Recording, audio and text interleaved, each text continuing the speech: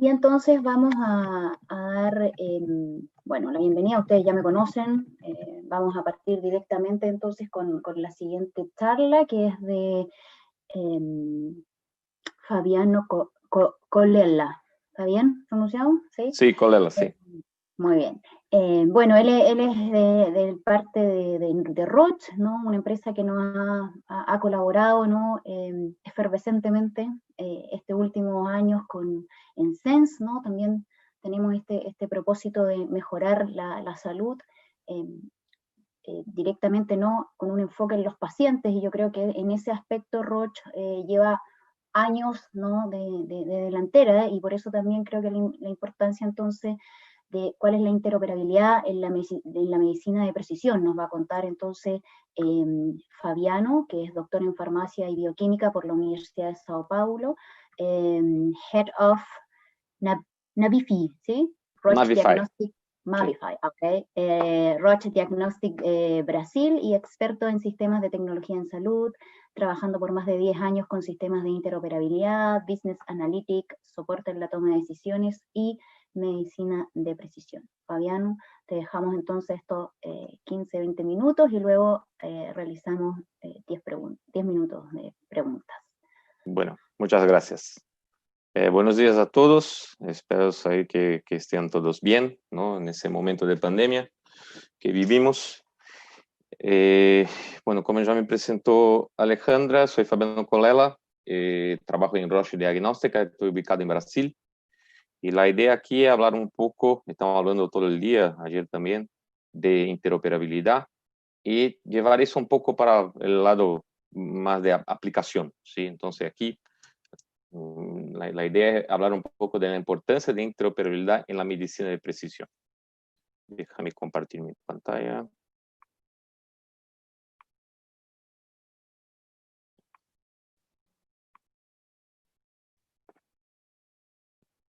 Creo que ya están viendo, ¿no?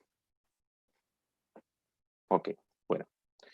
Entonces, quiero empezar y no quiero otra vez entrar en todo el tema de interoperabilidad, creo que ya fue bien explorado por los otros panelistas, pero un punto acá importante es entender que en interoperabilidad hay algunas capas, ¿no? O sea, hay tipos distintos de interoperabilidad. Y cuando hablamos acá de interoperabilidad y medicina de precisión, tenemos que llevar en consideración todas las capas. O sea, empezamos con la parte funcional, que es la interoperabilidad que permite que los sistemas puedan compartir información, la parte más técnica, ¿sí? También la estructural, que es cómo se debe impactar los datos a través de estándares. Por eso tiene que garantizar que se conserve el propósito clínico y el significado de los datos, ¿sí? También la interoperabilidad semántica, que es la capacidad de la información para ser entendida mediante una terminología uniforme. Eso para mí es lo más importante. Voy a hablar un poco más de la parte de semántica más adelante, ¿sí? Y ahí el punto que hoy muy importante, esa capa que es la interoperabilidad organizacional, que es permitir que la información se comparta también fuera del entorno de las instituciones de salud, el ecosistema total que donde participa hoy un ciudadano como paciente. Y cuando hablamos de los estándares de interoperabilidad en esas distintas capas, ¿sí? Tenemos distintos estándares. Entonces, si hablamos de la parte más técnica, más de comunicación, estamos hablando del TCP/IP, de HTTP, del FTP, que son estándares técnicos para cambio de informaciones, ¿sí? Cuando hablamos de estándares de salud, estamos hablando de HL7, de FHIR, de DICOM, que es el estándar de imágenes, el Open Air, como se llama también, para parte del repositorio de informaciones, que hay una otra capa que va arriba de la parte de infraestructura, ¿sí? Y la terminología clínica, también ya hablaron acá, David habló bastante al respecto, Fernando también más temprano habló de la importancia de la dificultad que es la parte de tecnología clínica. Y ahí estamos hablando de distintos diccionarios, ¿no? De SNOMED-CT, de ICD, de LOINC y otras terminologías que existen, ¿sí? Pero ¿por qué es importante esos estándares de interoperabilidad en la salud, ¿sí? Que vamos a conseguir utilizando esos estándares, ¿sí? Primero es crear una mejor comunicación entre los proveedores de atención médica, gobierno y las fuentes de pago. O sea, coordinar mejor esa comunicación entre los actores de la salud. También una mayor facilidad de obtener informaciones para estudios epidemiológicos y definición de políticas de salud. Acá estamos hablando específicamente de salud poblacional. Así que es muy importante el tener toda la información compartida entre los proveedores. El gobierno, muy importante para tener ese tipo de información. ¿Sí? La capacidad de realizar análisis de costo-beneficio de inversiones en salud. Eso también es importante porque con la interoperabilidad nos permitimos finalmente hacer esos análisis, utilizar inteligencia para entender lo que está pasando, ¿sí? En el ecosistema de salud y tener mejores inversiones, porque si pensamos no solamente en el punto de una decisión privada de salud, pero una pública, lo más importante no es la cuestión de cuánto dinero hay, si se está bien invertido, ¿sí? Si estamos invirtiendo bien los valores. La transferencia de información a la red de atención que conduce a menores costos y mayor calidad de atención.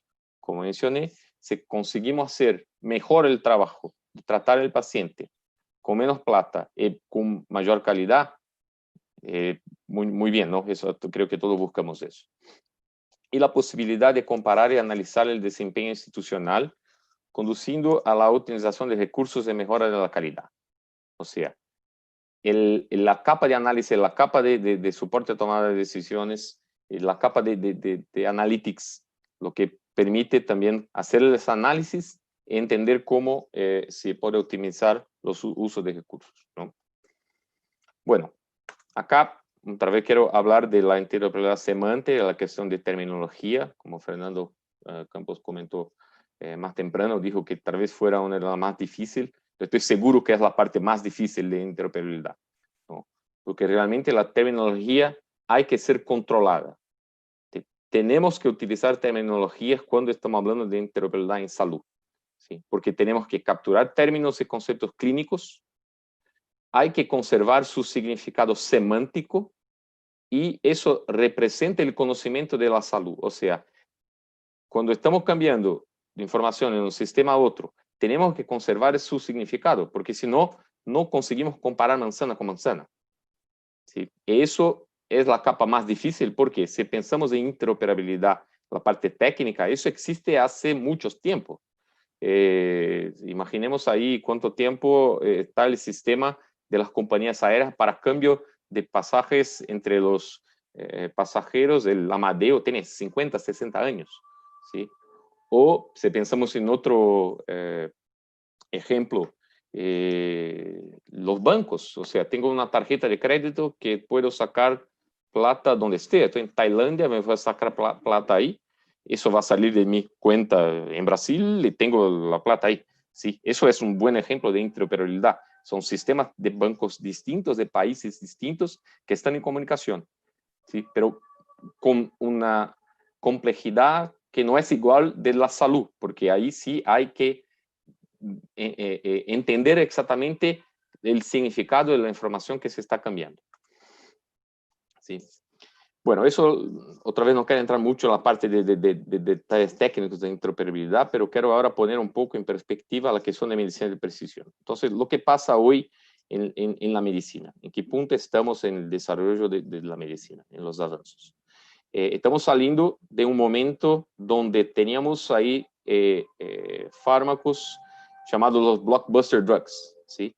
Que son fármacos para una categoría de pacientes con una enfermedad y te van a intentar tratar a todos. O sea, no consideramos ningún tipo de información específica de un paciente, ¿sí?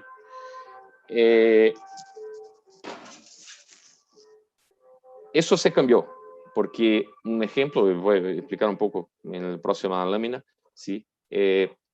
Cuando tratamos una población con un fármaco, una droga específica, ¿sí? Sin considerar la parte detalles de la persona, ¿sí? No se trata bien porque intentamos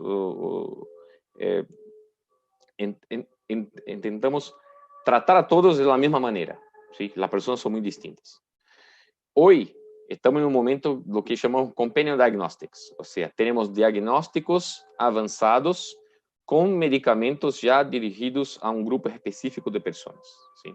Y lo que se busca hoy es la medicina personalizada, que es el manejo y tratamiento de enfermedades individualizados dirigidos a pacientes específicos, o sea, es tener el diagnóstico correcto con el tratamiento correcto para la persona correcta en el momento correcto, ¿sí? Aquí creo que entendemos un poco mejor. Si no utilizamos la medicina de precisión, tenemos un paciente que va a utilizar la misma terapia que otros, ¿sí? Algunos se va a tener un beneficio, otros no. Y otros tal vez sea malo, o sea, tenemos efectos adversos de utilizar esa misma terapia, ¿sí? Cuando tenemos la medicina de precisión, que ahí sí llevamos en cuenta el perfil clínico, el perfil genético de la persona, tenemos una terapia direccionada a lo que la persona necesita. Entonces, un ejemplo, y vamos a entrar acá en la especialidad que más hoy está actualizada con la parte de medicina de precisión, que es oncología, ¿sí? Y la oncología se cambió mucho en los últimos 20 años, ¿sí? Hoy la enfermedad de cáncer no es simplemente un cáncer. Hay distintos tipos de cáncer adentro de la misma, del mismo tipo de cáncer. Por ejemplo, un cáncer neurológico, ¿sí? El diagnóstico también hoy es muy complejo.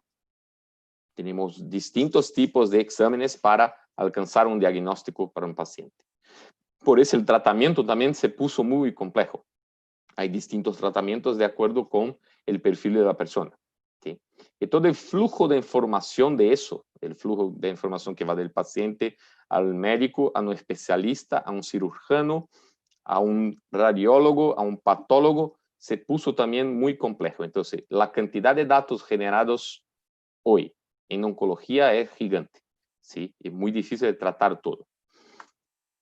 Y lo que exactamente tenemos que llevar en cuenta las cosas de medicina de precisión, ¿sí? En medicina de precisión, primero tenemos la cuestión de la lectura del ADN, o sea, el sequencing del ADN, ¿sí? Eso es muy importante porque establecer el perfil genético de la persona es un dato fundamental para que ese enfoque pueda direccionar cuál va a ser la intervención médica, cuál va a ser la conducta médica, ¿sí?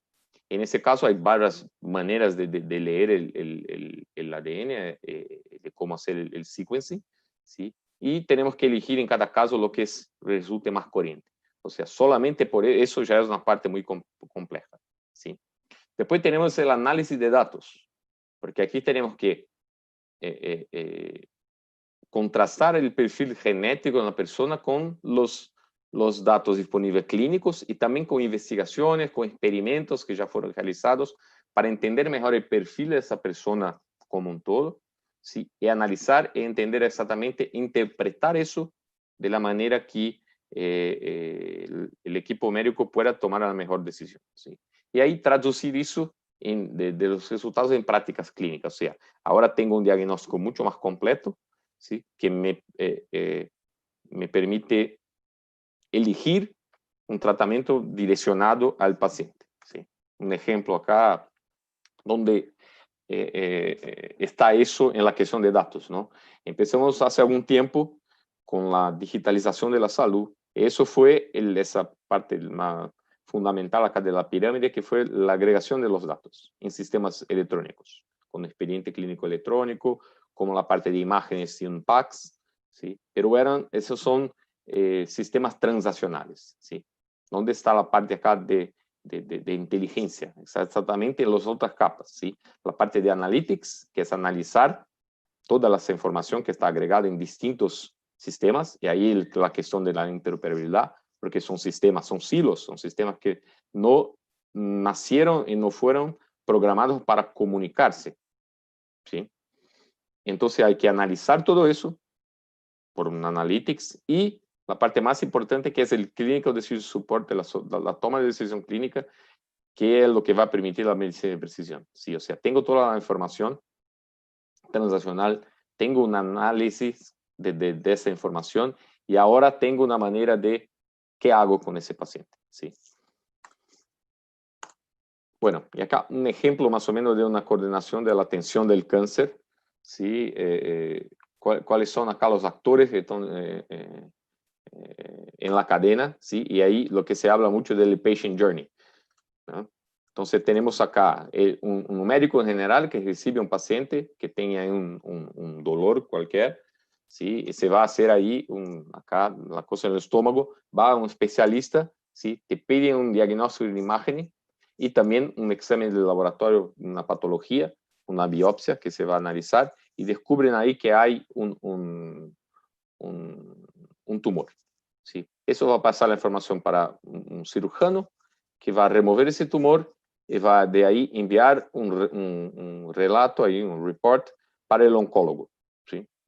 Ese oncólogo va a preparar ahí un tratamiento, un régimen de cuidado a ese paciente, va a enviar esa información para un registro de cáncer nacional, eso es muy importante, tener eso todo registrado, porque ahí conseguimos en la parte de gobierno establecer políticas de salud para eso, y establecer también un acompañamiento de ese paciente, ¿sí? Pero ¿cuál es la información que estamos cambiando en todo eso? ¿Sí? Los datos que pasan acá.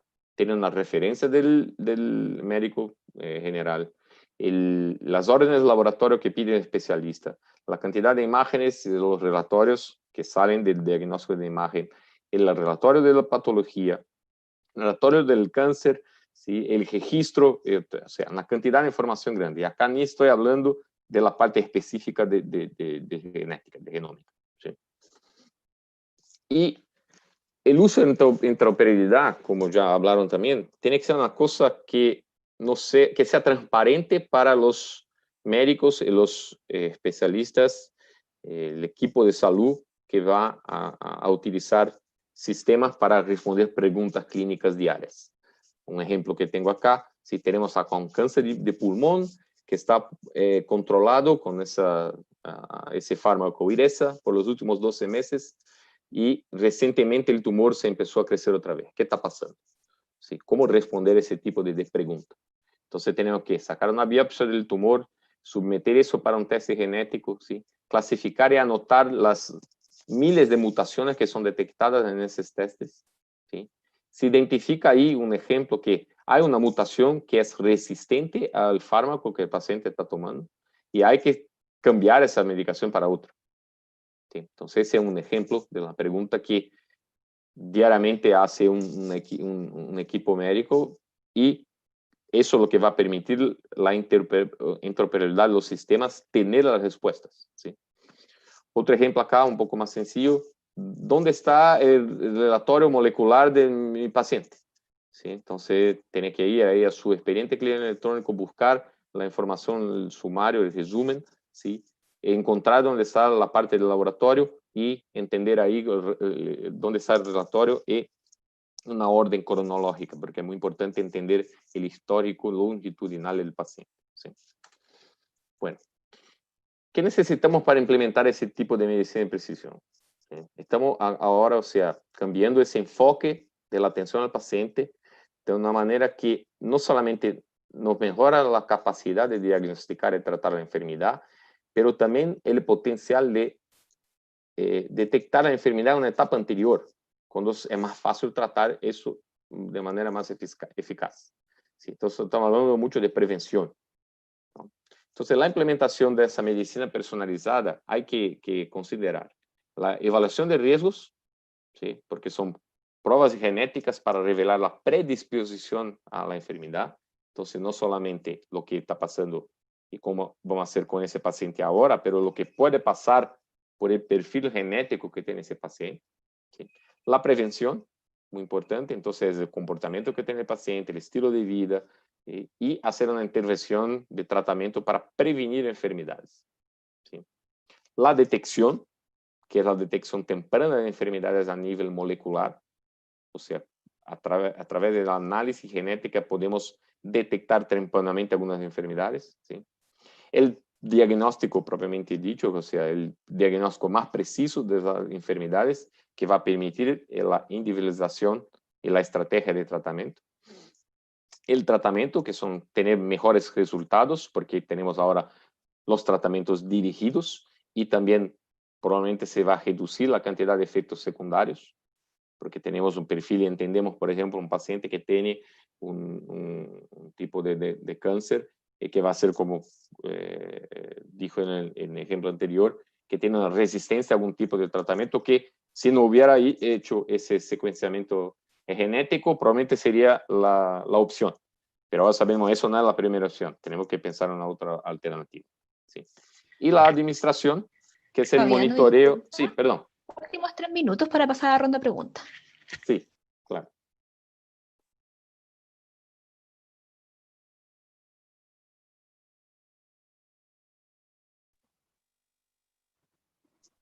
Fabiano, continúa los 3 minutos siguientes que te quedan, cerrando el...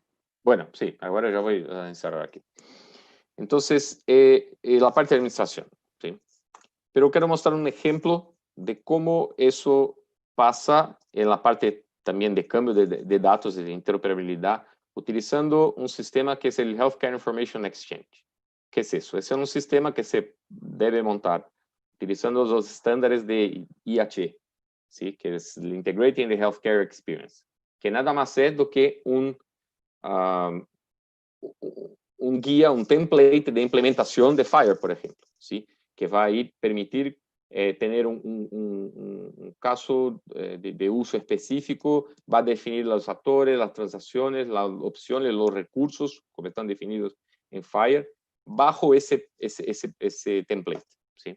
Entonces, un ejemplo rápido acá, y voy a hacer un poco más fácil, no tanto la parte de oncología o nada de eso, ¿sí? Pero tenemos acá, cuando creamos esa arquitectura, ¿sí? Tenemos aquí un hospital A, un hospital B, con sus propios sistemas, y hay que tener una estructura en común que va a hacer todo el registro de la información de que está cambiando. Entonces tenemos acá abajo los estándares, una parte de PICS-PDQ, que es la identificación del paciente, ¿sí? El registro XDS, que es donde va exactamente los datos que se van a registrar de cada paso del paciente. Un servidor ATNA, o sea, que va a hacer toda la parte de auditoría de eso, registrar todo lo que está pasando, para que podamos saber quién hizo o qué. ¿Sí? Y ahí tenemos los repositorios XDS de la información de los metadatos que están en cada uno de los hospitales. Cuando un paciente llega en el hospital A, porque vino, por ejemplo, de un accidente ahí no sé, en una carretera, ¿sí? Se va a registrar ese paciente en su sistema del hospital A. Eso, en la infraestructura común, se crea un primer registro identificando ese paciente, ¿sí? Después ese paciente se registra también en el sistema, creando que desde ahora se va a entrar informaciones de ese paciente en alguna secuencia, ¿sí?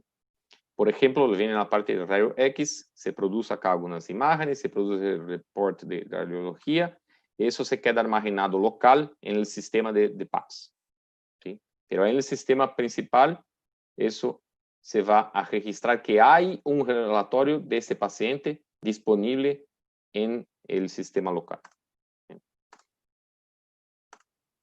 Y ahí tenemos acá el primer registro de que hay una información de ese paciente. Ahí se pide algún examen de laboratorio, se almacena eso también localmente en el repositorio XDS y se registra el metadato en la infraestructura común. Algunas observaciones que los médicos hicieron, se queda también en el expediente clínico electrónico y de la misma manera se registra eso en el XDS. ¿Sí? Cuando ese paciente vuelve a la casa, por ejemplo, tiene ahí que hacer una cirugía, ¿sí? Entonces él va para un otro hospital, por ejemplo, un centro específico quirúrgico, ¿sí? Y ahí te va a hacer la misma cosa, identificar el mismo paciente, ya tiene todas las anotaciones hechas acá, y se va a crear más informaciones de la cirugía, lo que pasó, de medicaciones de los, que fueron recomendadas y todo más. Si ese paciente va a un hospital B, que no tiene información ninguna de ese paciente, ¿sí? Después de algún tiempo, porque viene con dolor crónico, después de una semana de la cirugía, ¿sí?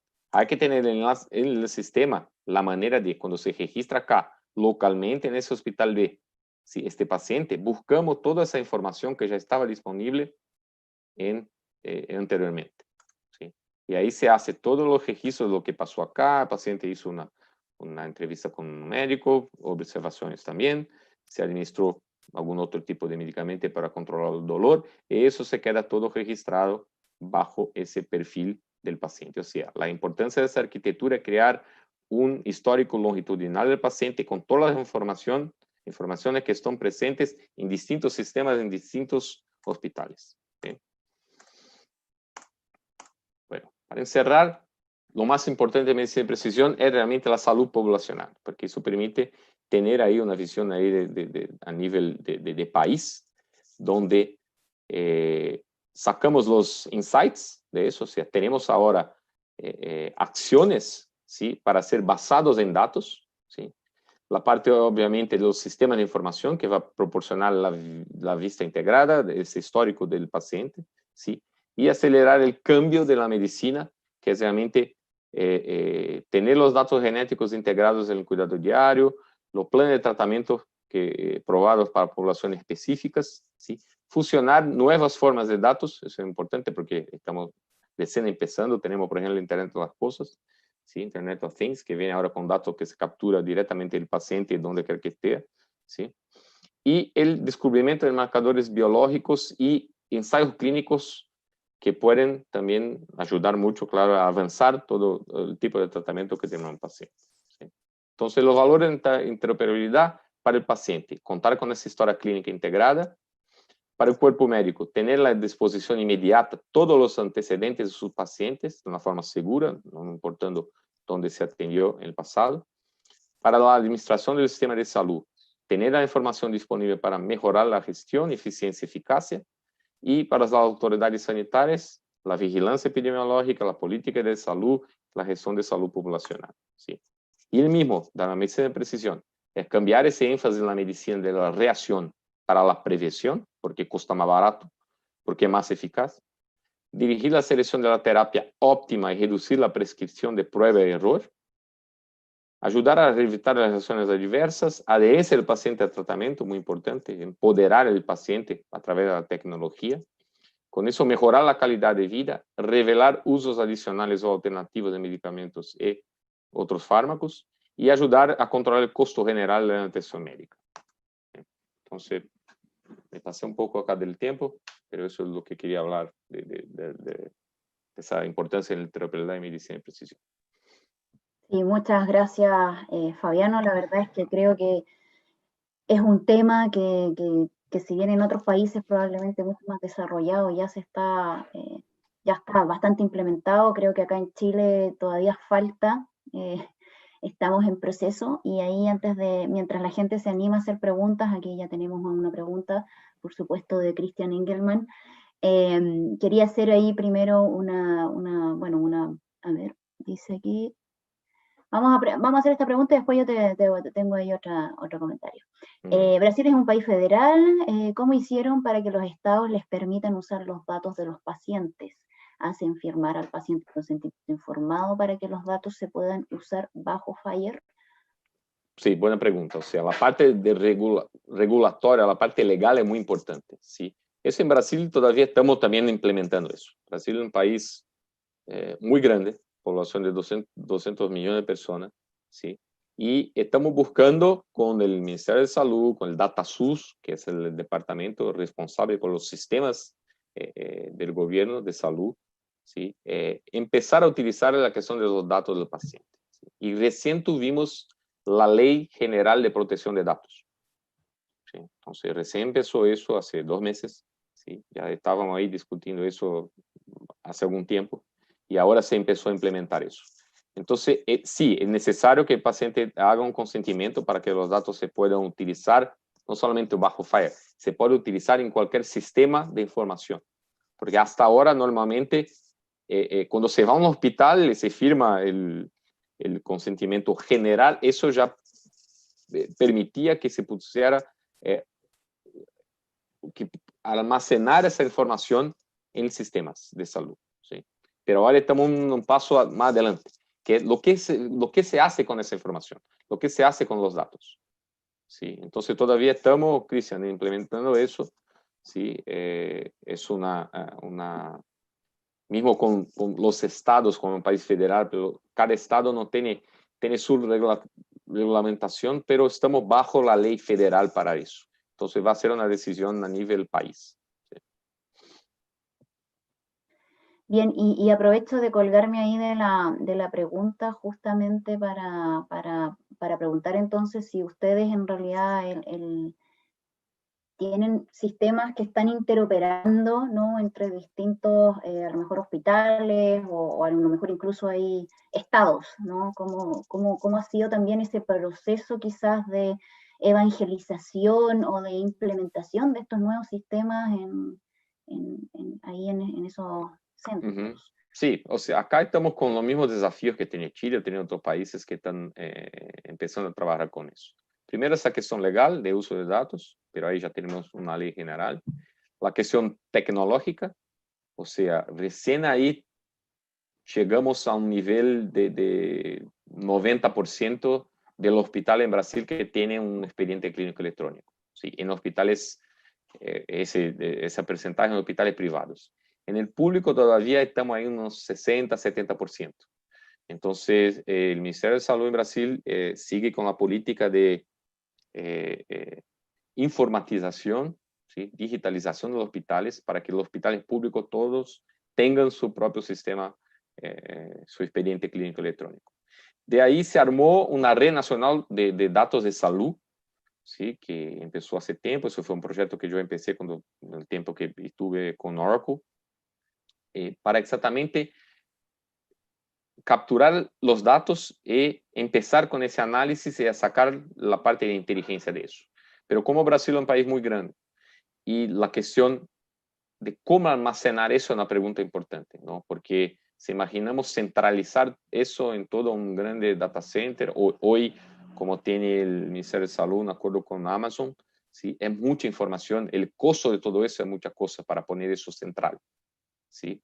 Entonces la idea es tener un sistema híbrido donde alguna información está así centralizada en el Ministerio de Salud, como los datos demográficos, alergia, las drogas que están tomando, ¿sí? Pero informaciones que son más pesadas, imágenes, ¿sí? La parte de secuenciamiento de ADN, que es muy grande, la información es mucha cosa, eso se queda federado. Cada hospital tiene su propio sistema que almacena eso. Y por eso la importancia de un sistema, como mostré ahora, de una HIE, ¿sí? Que pueda hacer esa conexión y crear esa arquitectura donde se pueda consultar esa información cuando se necesita. ¿Sí? Y otra pregunta, ustedes ahí no sé, me aprovecho ahí de ver un poco ¿no? lo que ustedes están desarrollando ahí en Brasil. ¿Ustedes tienen también ahí quizás como base de datos a lo mejor de pacientes que provengan de estudios que se hayan realizado en diferentes proyectos, ya sea como entre la academia y la industria? Porque creo que un poco aquí también lo que hace falta también es justamente contar con esa base de datos, ¿no? De pacientes, por supuesto, resguardando toda la seguridad, la privacidad y la anonimización de los datos, pero o si no es muy difícil, ¿no? Hacer investigación y la toma de decisiones, ¿no? ¿Cómo ven eso ahí? ¿Ustedes han trabajado, han visto? Sí, eso también es muy importante. Eso hay un registro de eso también a nivel ahí de Anvisa, nuestra agencia regulatoria. No solamente con la parte burocrática del protocolo, de las informaciones, pero un poco también de los datos de los pacientes. Anonimizado, eso normalmente se queda más en manos de la industria farmacéutica, sí, pero ahora se empezó también a crear, por lo menos se creó un proyecto para empezar a tener eso de una manera donde se empieza a relacionar los datos de los estudios de investigación clínica con real world data, con datos de vida real. Sí. Y eso sí, la parte pública tenemos ahí informaciones y hoy algunas startups que están haciendo análisis de toda esa información que está disponible, porque la información de los datos de hospitales públicos en la cuestión de cantidad de tratamiento, tipo de cirugía, diagnóstico, lo que sea, imagen en laboratorio, eso está todo disponible para análisis. El DataSUS tiene ahí a cada mes y libera esa información en un archivo, ¿sí? Que se puede utilizar en el sistema de BI para hacer ese tipo de análisis. Entonces ahora se empezó a crear los dos lados e intentar un poco a relacionar eso, entender, porque la información que viene de investigación clínica es muy bueno para la investigación clínica, pero no reflejan la vida real, ¿sí? Porque son grupos muy controlados. Entonces la idea es sacar un poco del balance de los dos lados, ¿sí? Y utilizar también datos de vida real para ese tipo de evaluación, de investigación y todo más.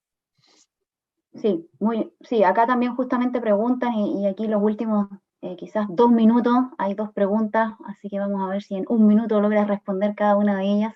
Bueno. Raúl Alberti pregunta si la medicina de precisión puede desarrollarse sin estudios genéticos, por ejemplo, extrayendo información cuantitativa de análisis de imágenes para precisar mejor diagnóstico y tratamiento. No, es muy necesario hacer el estudio genético. ¿Por qué? Porque hay cosas que no conseguimos sacar cuantitativa o cualitativa de análisis de imágenes. ¿Sí? Hay sí, cosas que sí, pero por ejemplo, un paciente que tiene cáncer de mama y que tiene un marcador, un biomarcador que es el HER2, ¿sí? El HER2 es una mutación genética que permite que ese paciente pueda responder mejor a un tipo de tratamiento. Y eso solamente se identifica con un estudio genético. Sí, claro, una patología también te va a entender eso, sí, pero hay que entender otra vez el perfil total del paciente, y sin el perfil genético no tenemos la visión del paciente. Bien, y la última también ahí en 1 minuto, Paulina pregunta entonces, Paulina Ruiz, muchas gracias por la charla, y quería preguntar cómo ha sido la experiencia de los laboratorios clínicos como gran fuente de datos para la implementación de medicina personalizada. Okay. Bueno, es una experiencia que también se empezó a crear departamentos específicos adentro de los laboratorios para analizar esos datos, ¿sí? Y implementar la medicina personalizada, la medicina de precisión, lo que sea. ¿Sí? ¿Por qué? Porque normalmente los laboratorios están mirando el sistema de salud, ¿sí? Que es, yo ya tengo un paciente y mira al doctor y va a hablar con el doctor y cómo hacer el mejor tratamiento para ese. Sí, acá en Roche nosotros somos una compañía que tenemos las 2 divisiones, una división de diagnóstico y una división de farma. Sí, entonces con eso estamos ahora con las 2 unidades muy en contacto y desarrollando herramientas de plataformas en conjunto, sí, para utilizar los datos que generamos, ¿sí? De una manera que la parte de farma pueda, primero, desarrollar mejor las drogas y utilizar esa información para ofrecer la mejor manera de tratar al paciente. ¿Sí? Bien, súper, muchas gracias, Fabiano, muy importante el tema, ¿no?, de la medicina de precisión. De hecho, yo me siento en el 5% de las personas que no funcionan los tratamientos estándar, así que estoy rogando para que llegue la medicina acá a Chile. Vamos a hacer 1 minuto, o sea, 30 segundos para una toma de imágenes aquí con los panelistas. Pediría si pueden encender la cámara. Y luego vamos a pasar entonces a esta sesión de Pitch Day, de Sense y trabajos colaborativos que estamos llevando ahí en conjunto. Veo a Gabriela, que está ahí, Gastón, César, no sé, el resto está Fernando también, Jorge, si pueden encender sus cámaras para... Lamentablemente no podemos hacer la fotografía así formal, abrazaditos, tenemos que hacer el print de pantalla, es lo que hay. Ya, en 3, 2, 1, chis. Vamos a tomar otra porque tenemos los ojitos cerrados algunos. 3, 2, 1. Listo, muchas gracias. Vamos a publicarlas ahora en redes sociales para que también invitemos a la gente a publicar con el hashtag SenseTech. Yo tenía los ojos cerrados, lo que pasa es que son muy chicos. De tanta computadora. Bien, vamos a pasar a la siguiente sesión y lamento si de repente escuchan unos golpes. Tengo a mi hija haciendo gimnasia aquí en la habitación del lado, así que bueno, vamos a pasar entonces a presentar ya a esta altura, casi que siento ahí con todas las conversaciones que hemos tenido y todas las veces que nos hemos encontrado, ¿no?, a Gabriela Graham, ya casi ya una amistad luchando por el tema de la salud digital y los dispositivos médicos, donde ella nos va a presentar sobre la relevancia de la interoperabilidad en los dispositivos médicos. Ella, Gabriela, es enfermera matrona con más de 20 años de trayectoria profesional que abarca desde la prestación de servicios clínicos asistenciales hasta cargos de dirección e injerencia en la industria farmacéutica y dispositivos médicos. Y desde el 2018 ella está como gerente general de la Asociación Gremial de Dispositivos Médicos. Y ahora entonces nos va a contar también parte del trabajo, ¿no?, que hemos desarrollado acá en conjunto con el equipo de César Galindo, Jorge Mancilla ha participado ahí también y Marcelo Cabello en cómo lograr entonces esta interoperabilidad entre receta clínica electrónica y dispositivos ahí médicos. ¿Puedes compartir pantalla, Gabriela? Sí.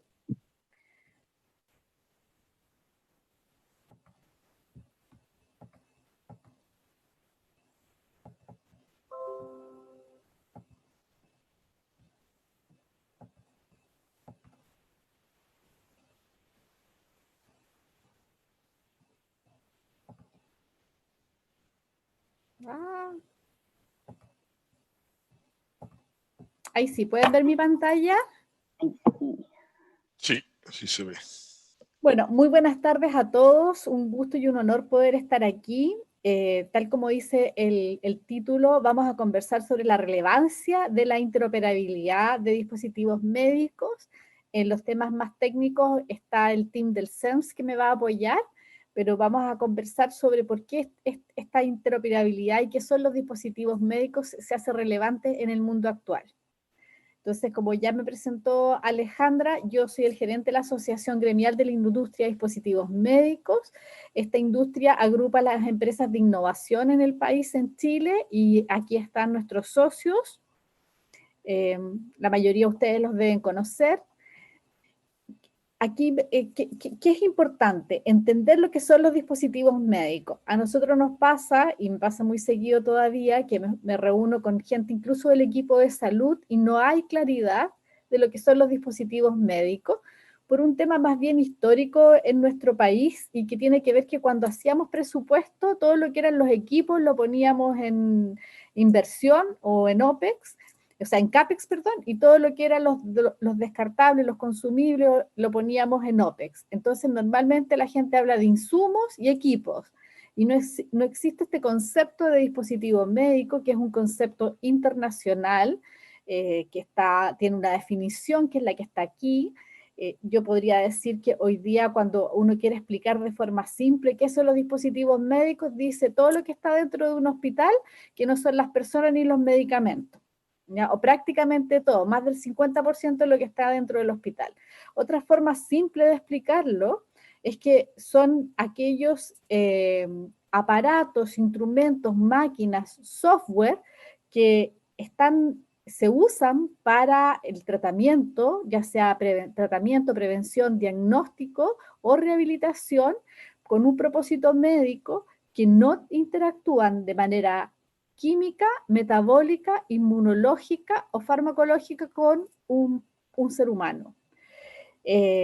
Tenemos una muy amplia gama, desde, aquí están viendo, por ejemplo, test de embarazo que se comercializan en las farmacias, un estetoscopio, que es algo muy simple, hasta lo que es el equipamiento completo de una unidad de cuidados intensivos neonatal, o lo que significa un pabellón quirúrgico. Así como aquí están las prótesis, todos los implantables, las válvulas cardíacas, etc. O sea, es una gama muy grande de productos muy tecnológicos que avanza a una velocidad muy rápida. Hoy día el ciclo de vida de un dispositivo médico es entre 18 y 24 meses. Tenemos más de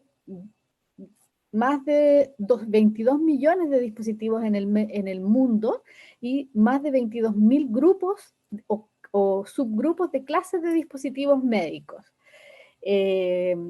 Así que es súper importante. Hay áreas que todavía están en proceso de definición. Por ejemplo, y es un tema que hemos conversado harto con el SEM, cuando un dispositivo cuando un software pasa a ser un dispositivo médico y cuando no es un dispositivo médico. Hoy día hay bastante conversaciones en relación sobre todo a las apps Y hay países que ya han hecho definiciones regulatorias, otros que todavía no. En el caso de Chile, nosotros estamos recién transitando hacia un camino de regulación. Chile es uno de los pocos países en el mundo cuya regulación de dispositivos médicos está muy acotada a un grupo muy pequeño de dispositivos médicos, que son las jeringas, las agujas, los preservativos, los guantes y un par más, y algunos reactivos diagnósticos de laboratorio de banco de sangre. El resto de los dispositivos médicos en Chile no cuentan con regulación hoy día. Vamos transitando un camino de contar con regulación y estamos como industria preparándonos para ello. Cuando hablamos de interoperabilidad, y yo no voy a repetir todo lo que ya dijeron en las charlas anteriores, tiene que ver con la capacidad de intercambiar información. Esta información tiene que ser traspasada o intercambiada de forma segura, eficaz, y aquí la diferencia es que estamos hablando entre dispositivos médicos, y aquí tenemos algunos ejemplos, por ejemplo, un espirómetro, un oxímetro de pulso, un endoscopio, un equipo de rayos, cómo toda esa información ya va quedando almacenada y cómo se puede compartir, en este caso puede ser con registro clínico electrónico, ¿ya? O con otras bases de datos u otras fuentes de información que sean necesarias. Como vimos, la información pueden ser imágenes, pueden ser datos, ¿ya? Esta información se tiene que poder almacenar, se tiene que poder analizar y en algún minuto también interpretar. Cuando hablamos de interoperabilidad, entonces nos referimos a esta capacidad de entre estos dispositivos médicos y por el otro lado, el registro clínico electrónico, el data center de la institución, ya sea pública o privada, para poder conversar entre ambos, ¿ya? Pero no solo se trata del ámbito hospitalario, porque hoy día nos vemos vistos enfrentados a que la medicina cada vez está saliendo más de los centros asistenciales y yendo más hacia el hogar de los pacientes, sobre todo hoy día en tiempos de pandemia, donde queremos que los pacientes crónicos idealmente vayan cuando necesiten ir. Sí tienen que ir a sus controles. Es súper importante no abandonar el cuidado de la salud en general, aún con el coronavirus, que sucedió en la primera fase en nuestro país y hoy día tenemos que resolver todo lo que se ha acumulado. Tenemos este paciente en el centro, empoderado hoy en día, que está mucho más informado, que toma decisiones con esta información y que de alguna manera está conectado con todos estos dispositivos que le están llegando al personal médico o a otras entidades de la comunidad donde él toma las decisiones, ¿ya? Y necesitamos saber qué está pasando con él.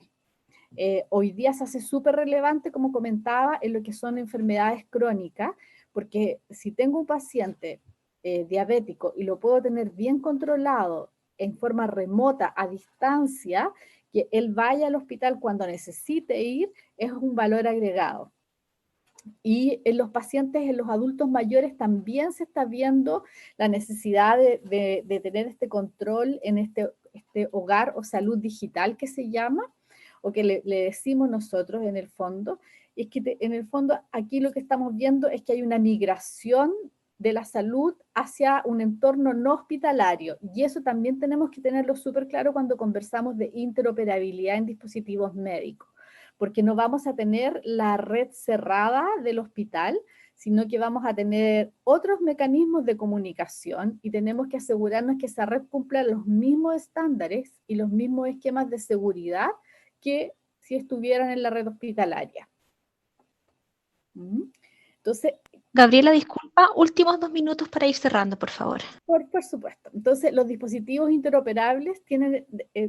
¿Por qué es tan importante? Porque mejora la atención, reduce los errores y los eventos adversos y fomenta la innovación.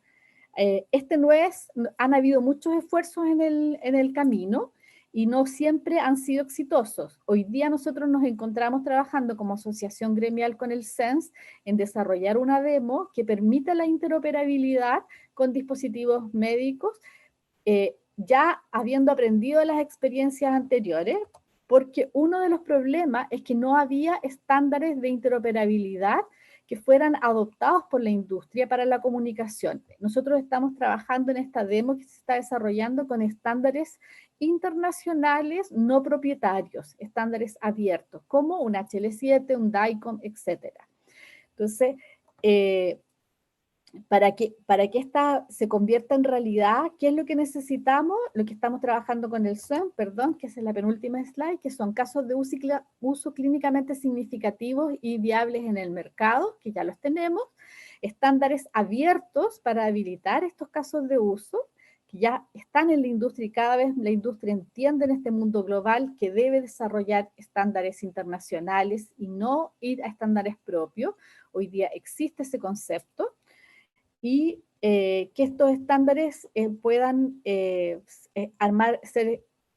referencia con la arquitectura de los sistemas relacionados, tener perfiles o pautas que describan estos estándares para la interoperabilidad, tener la tecnología habilitadora y hacer los tests ya sea formales o informales. Como les comento, y con esto quiero cerrar mi presentación, estamos trabajando con el SENS, esperamos tener pronto muy buenas noticias sobre esta plataforma que se está desarrollando para que los dispositivos médicos con estándares internacionales puedan interoperar. Y con eso cierro. Muchísimas gracias. Gracias, Gabriela, por contarnos ahí la importancia, ¿no?, de la interoperabilidad y los dispositivos médicos. Bueno, tenemos un par de minutos para preguntas y quizás si alguien mientras tanto se anima con una pregunta, invitaría, veo a César Galindo por ahí quizás, que nos cuente en un pitch de 2 minutos el estado en que se encuentra este proyecto y cómo entonces podríamos, cuando se ve ahí una demo que esté publicable también a todo el mundo, ¿no? Para que ellos también puedan a ver si es que pueden interoperar. Cuéntanos un poco. La verdad es que con vergüenza hablo yo, porque en realidad los reales participantes del proyecto son Jorge Mancilla y Marcelo Cabello. Ellos han puesto todo su espíritu ahí junto con la gente de Adimech en que este proyecto sea bonito y sea de verdad de alto impacto. Y Gabriela sabe que ha sido un camino que no es simple porque en definitiva hemos logrado aglutinar a empresas muy potentes del área de dispositivos médicos y ahí hemos tenido que hacer un trabajo sumamente arduo junto a Gabriela para poder tener efectivamente dispositivos disponibles para el proyecto. Y ahí tanto Marcelo como Jorge han empezado ahí a navegar junto con los técnicos de las diferentes empresas que han puesto participación en el proyecto para encontrar cómo los dispositivos se comunican y la mejor forma de capturar esa comunicación. Y luego este proyecto, nosotros como SENS vamos a desarrollar, y se está desarrollando ya, está el modelo armado y se está empezando con el desarrollo, una plataforma que va a tomar toda la información que viene de los dispositivos médicos, estamos apuntando que sea HL7V2, y parciarla a Fire. Así que ahí posiblemente veo a Alejandro Medina ahí, posiblemente ahí también los vamos a estar molestando porque la POC-list que se hizo también hace algo similar, entonces ahí hay que sumar esfuerzo. Entonces la idea es que al final del día de la plataforma del SENS salga todo en Fire. Y ahí hemos estado hablando con diversos actores de los registros clínicos electrónicos y esperamos contar con la participación ya garantizada de Pegasi, pero también está la participación de Rayen que quiere sumarse para poder pegarles a algunos módulos de ellos y demostrar que esta cuestión puede ser súper diversa, lo que permitiría demostrar que de distintos dispositivos médicos podemos tomar información y notificarla a diferentes registros clínicos electrónicos porque estamos interoperando con un alto grado de madurez. Estamos terminando el diseño ya y empezamos ya a trabajar. Si comprometo fechas acá, va a quedar grabado y todo el mundo lo va a saber, entonces, no, pero la idea es ya para marzo, estamos contando. Sí, la idea ya para marzo, de vuelta de febrero, que es un mes perdido, ya estar ahí disponibilizando este demo, esta POC, este producto mínimo viable, para que Adimech pueda de verdad ahí mostrar la importancia, para que el MinSal ahí también se dé cuenta de que aquí tenemos masa crítica suficiente como para empezar a avanzar en estos elementos. Bien. Hoy tenemos el último minuto, quedan 2 preguntas y vamos a ver aquí a Gabriela si puede responder y ahí César también, hay una parte más técnica, en 1 minuto, capacidad de síntesis, cuáles son los desafíos para obtener certificaciones internacionales en la FDA o en la Comunidad Europea en dispositivos médicos desde Chile. Pregunta Cristian Cortés, me imagino que de Keynes, ¿no? Primero, como conté, en Chile los dispositivos médicos hoy día que son regulados son muy pocos, ¿ya? La verdad es que las certificaciones de los países que se están mencionando las dan en los mismos países, o sea, hay que cumplir los requisitos que pide la FDA, que van a depender de la clase de riesgo del dispositivo médico para que el país te lo pueda otorgar. Chile lo que puede hacer es otorgar un certificado de libre venta y eso lo hace el Instituto de Salud Pública. Nosotros estamos en miras de avanzar como país hacia una regulación. No puedo decir fecha porque no depende de mí, pero se viene trabajando y nos estamos preparando.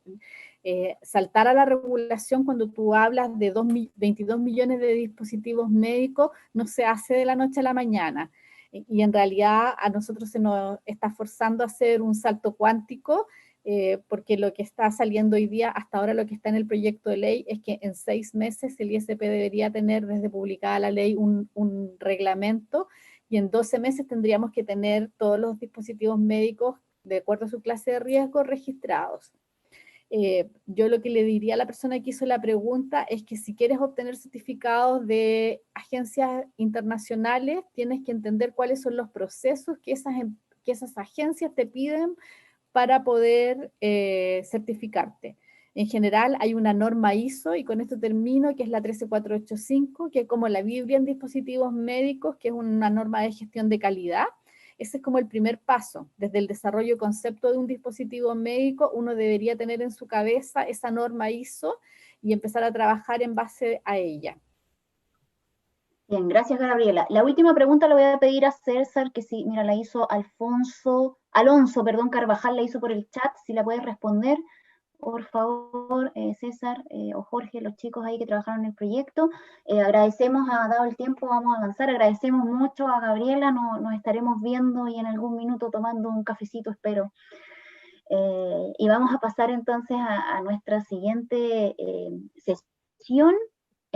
Aquí recordar que son sesiones muy cortas de 10 minutos en los cuales estamos justamente mostrando las distintas iniciativas que estamos desarrollando en SENS, y ahora voy a dejar a nuestra jefa del área de capital humano, ustedes la conocen, ha estado liderando el tema del modelo de competencias referenciales, Sandra Gutiérrez, y también el tema de los perfiles laborales, que ella ahora nos va a contar entonces en estos 10 minutos en qué estamos, hacia dónde vamos. Sandra. Hola, hola Alejandra, hola a todos. Voy a compartir mi presentación. Ustedes me dicen si está ok. ¿Sí? ¿Se ve bien? Ya, súper. Como les decía, muchas gracias por esta invitación. Este es un evento que para SENS es un evento que está en nuestro corazón. Así que es un honor que me hayan invitado a contar un poco lo que estamos haciendo en todo el área de capital humano. Y les pido quizá en este minuto hacer como una pausa de todo lo que hemos hablado y todo lo que se ha hablado en función de la interoperabilidad, de la tecnología, de la salud, y hagamos como una mirada un poquito más macro con respecto a los perfiles, las competencias y en general el capital humano que se va a necesitar para implementar todas estas innovaciones en salud. Entonces, preguntas como cómo generamos equipos en salud formados en competencias en interoperabilidad, dónde podemos incluir en los equipos actuales de salud cargos ligados a estas competencias en salud digital, o cómo generamos trayectorias formativas coherentes y definidas para nuestro país. Son algunas de las preguntas que voy a tratar de contestar. Lo leí a propósito porque me parece relevante como introducir a partir de preguntas que nos podemos hacer, el cómo ir definiendo este mapa que nosotros desde el equipo de capital humano hemos definido. El punto de partida es el que queremos alcanzar como área de capital humano, y ahí lo más relevante es habilitar personas y equipos en la gestión de la información de salud para una mejor y más oportuna toma de decisiones en beneficio de la salud de todas las personas y comunidades. ¿Cierto? Es una pregunta, es un sueño clave. Pero con respecto a qué habilidades, y ahí me parece interesante tomar este referente del Foro Económico Mundial que tomó los 10 habilidades más relevantes que se debieran manejar para el año 2025, ¿cierto? No, quedan 5 años. Y ahí aparecen 4 áreas o espacios de habilidades que uno podría incluir, ¿cierto?, al desarrollo del capital humano, y está referido a la desarrollo, resolución de problemas, a la autogestión, al trabajo en equipo y al uso y tecnología, desarrollo y uso de tecnología. Es decir, son habilidades que cada vez más todos los equipos y todas las profesiones en general van a tener que incluir en su formación. Pero sobre todo y con mayor énfasis, el mundo de la salud, incluyendo todos estos dispositivos como los que acabamos de escuchar, o todos estos elementos tecnológicos que nos ayudan a una mejor toma de decisiones clínicas. Ahora, ¿cómo estamos en nuestro país con respecto al desarrollo de capital humano? Y a pesar de que hasta la fecha no existe un censo a nivel nacional con respecto a las competencias o cuántas profesionales y técnicos están formados en el área de salud digital, lo que tenemos es un estudio interesante que considera este modelo de madurez del EMRAM, del HIMSS, que identifica el nivel de adopción de los registros clínicos electrónicos en un contexto hospital, que va desde el nivel 1 hasta el nivel 7, entendiendo el nivel 1 solo digitalizado aspectos generales como laboratorio, radiología, farmacia. Solo eso en un hospital, el nivel 1 se encuentra digitalizado, y en el nivel 7, que es el nivel óptimo, el 100% es sin papel. Hay una continuidad, toda la gestión de la información del paciente en todo el proceso, hay intercambio de información entre distintas instituciones, etcétera. Es decir, máxima eficiencia de todo el proceso clínico y el cuidado del paciente. Ahora, según Hertz y Wright, el 2018, en base a esta nivelación, ¿cierto?, y los datos de HIMSS Analytics, determinó la cantidad de profesionales con competencias en salud digital que se necesitan para alcanzar estos distintos niveles de madurez en el contexto norteamericano. Nosotros desde SENS tomamos esta estimación en base a la realidad chilena, y ahí, considerando un número de 38.000 camas, ¿cuánto capital humano necesitaríamos en un nivel básico? Del 0 al 1 se necesitarían ya 2.300 jornadas completas. En un EMRAM entre el 2 y el 6 necesitaríamos 8.000 jornadas completas, y para un escenario avanzado, es decir, el EMRAM 7, cerca de 15.500 jornadas completas. Es decir, aquí ya tenemos un primer número, es un número grueso, pero nos indica la brecha que en los próximos años tenemos que ir avanzando como país. Para esto, desde el área de capital humano desarrollamos un modelo de competencias referenciales y el desarrollo de perfiles, que es lo que voy a hablar a continuación.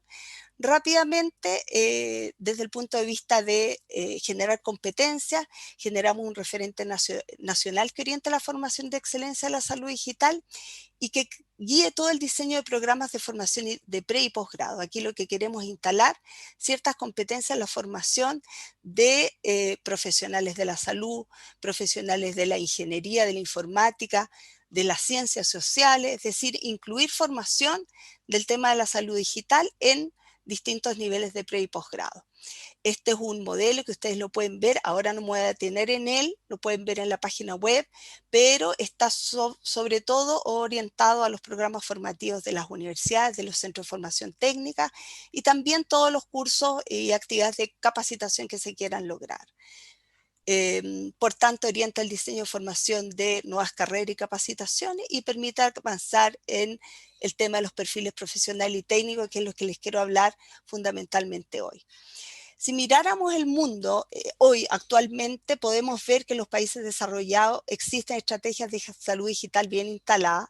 En Chile hasta la fecha aún no tenemos, y los perfiles laborales que se han levantado en estos distintos países son mayor a 100, y nosotros recién tenemos estos primeros 5 perfiles que les vengo a contar. Entonces tenemos también una brecha con respecto a la arquitectura de país bien relevante. El propósito aquí fue levantar 5 perfiles laborales que permitan a futuro otorgar certificaciones laborales y que aceleren el desarrollo del sector. porque las instituciones tenían el desafío de seleccionar profesionales y técnicos competentes y no se encuentran fácilmente.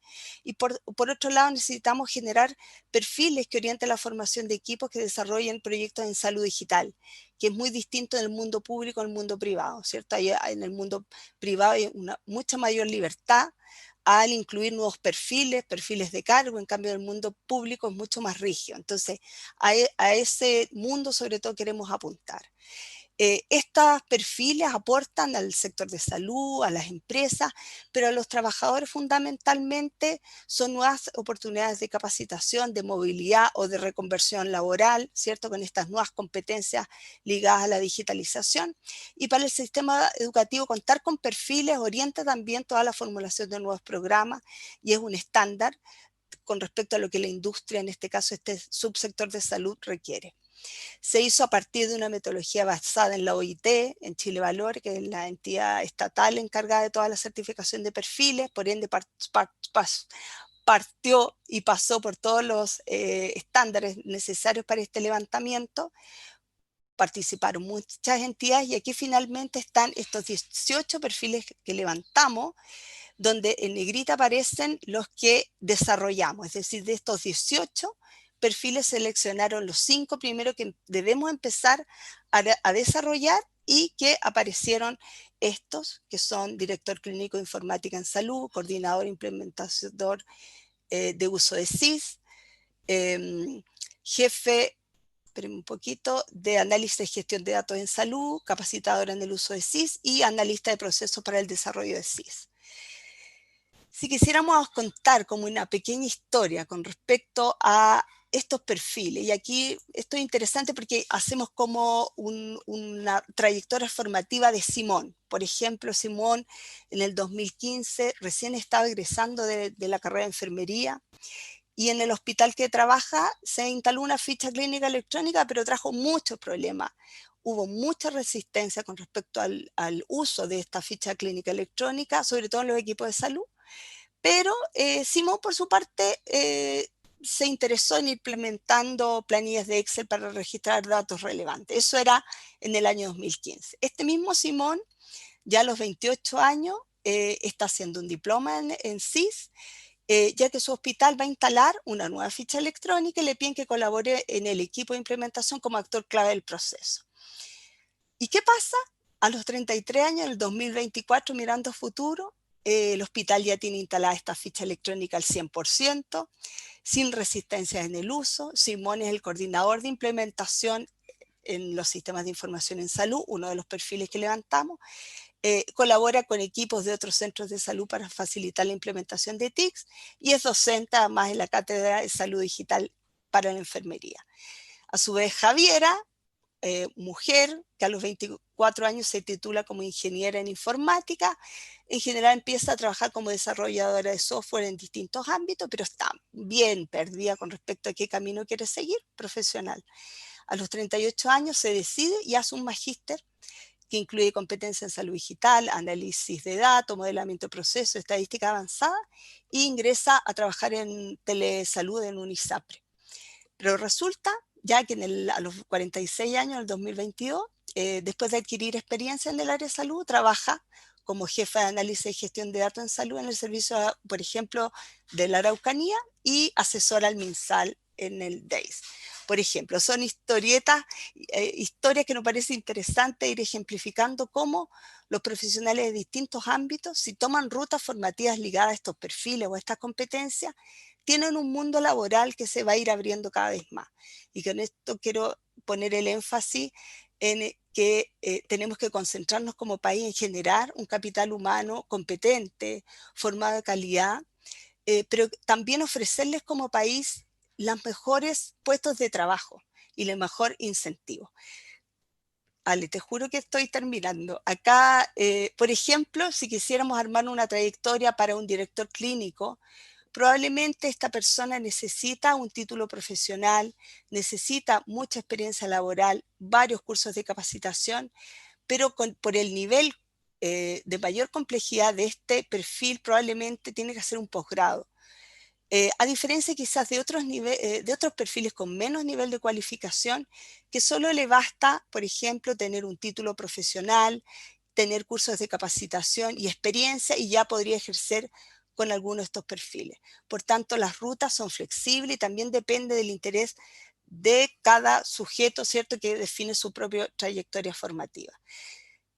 Entonces la invitación es a formarnos, formar capital humano en el país. Desde SENS los incentivamos a formarse a través de los distintos programas que ofrece las universidades SENS, como ustedes saben, pero también hay otras universidades en este minuto en el país que están ofreciendo programas interesantes. Nosotros queremos apoyarnos y estamos con mucho énfasis en desarrollar estas trayectorias formativas, así que esto lo pueden ver en la página web, existe ahí todo este observatorio que pueden alcanzar, y estamos ya levantando los primeros 3 cursos de varios que vamos a ofrecer en el Campus SENS del área de capacitación del SENS, ligado a los dominios de algunas de las competencias que vimos. Así que es una invitación entonces abierta, y termino diciendo que la certificación de estos perfiles es lo que viene prontamente, así que atentos los que quieran ya ir definiendo sus trayectorias laborales futuras. Muchas gracias. Bien, gracias Sandra por contarnos, ¿no?, en el trabajo que han hecho ustedes desde el área, y por también, ¿no?, motivar a muchos de los que están en distintas carreras que pueden justamente ir haciendo carrera a través de los distintos perfiles que nosotros estamos justamente promoviendo. Si no hay yo voy a invitar en realidad a la gente que haga sus consultas a Sandra, dado el tiempo. Nos quedan ahora todavía 3 presentaciones, entonces voy a invitar acá que Cristian Cortés hizo una pregunta, pero también, Sandra, por favor, si tú se la respondes a Cristian, porque creo que para no atrasarnos con toda la jornada, ¿ya? Entonces, la siguiente invitación es para Alejandro Medina, ¿no? Él es ingeniero civil en computación y trabaja en el área de interoperabilidad, y durante los 3 últimos años ha trabajado en distintos proyectos. Ustedes lo han visto también ahí en los distintos TechConnect también, arduamente trabajando, y él va a presentar el proyecto Esperanza, plataforma chilena interoperable para el reporte de test PCR SARS-CoV-2, en trabajo en conjunto con la Pontificia Universidad Católica y una minera, lo que no recuerdo es el nombre, por supuesto. Pero te dejo a ti, Alejandro, para que nos cuentes. Invitamos a la gente entonces que nos vaya haciendo preguntas, y si nos quedamos cortitos de tiempo, las vamos a ir respondiendo en el transcurso de lo que queda de la jornada.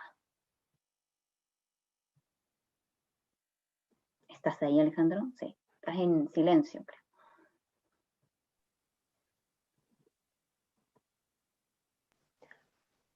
Alejandro, no te escuchamos.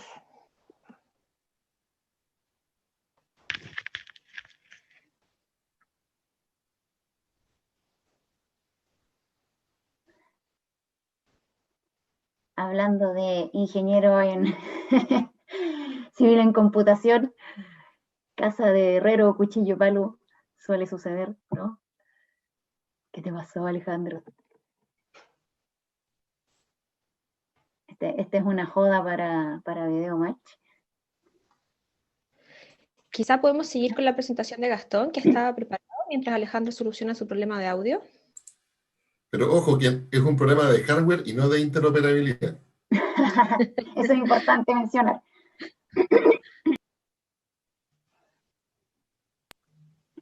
Importante, claro, aclarar. Bueno, pasemos entonces quizás, Alejandro, mientras si soluciona, pasemos a Gastón. A Gastón. Gastón, que te vi por ahí, listo. Y hola, buenas. Estás por ahí. También ingeniero en computación, Gastón es el doctor en ingeniería informática, y es parte del equipo SENS del área de calidad, y nos va a presentar entonces un trabajo en el cual desarrolla un marco de trabajo que involucra a distintos actores para asegurar la calidad en el proceso de desarrollo e implementación en sistemas de información en salud. Así que, Gastón, 10 minutos para contarnos en qué. Bueno, voy a compartir pantalla para poder mostrar un poco lo que estamos haciendo en equipo de calidad. ¿Puedo ver mi presentación, cierto? Bueno, en primer lugar, agradecer la invitación de SENS por darme la posibilidad de mostrar lo que estamos haciendo en equipo de calidad. Lo que voy a presentar ahora muy brevemente es el marco de trabajo que nosotros tenemos listo para poder desarrollar herramientas tecnológicas de calidad en salud. Entonces, la estructura de la presentación yo la dividí en 4. Ya primero voy a dar un contexto de lo que nosotros estamos haciendo, después voy a pasar a hablar de la propuesta, y después voy a describir un caso de éxito donde aplicamos este marco de trabajo y voy a finalizar la presentación con un resumen. Entonces, nosotros hemos visto, tanto ayer como hoy, la importancia de los sistemas de información en la salud.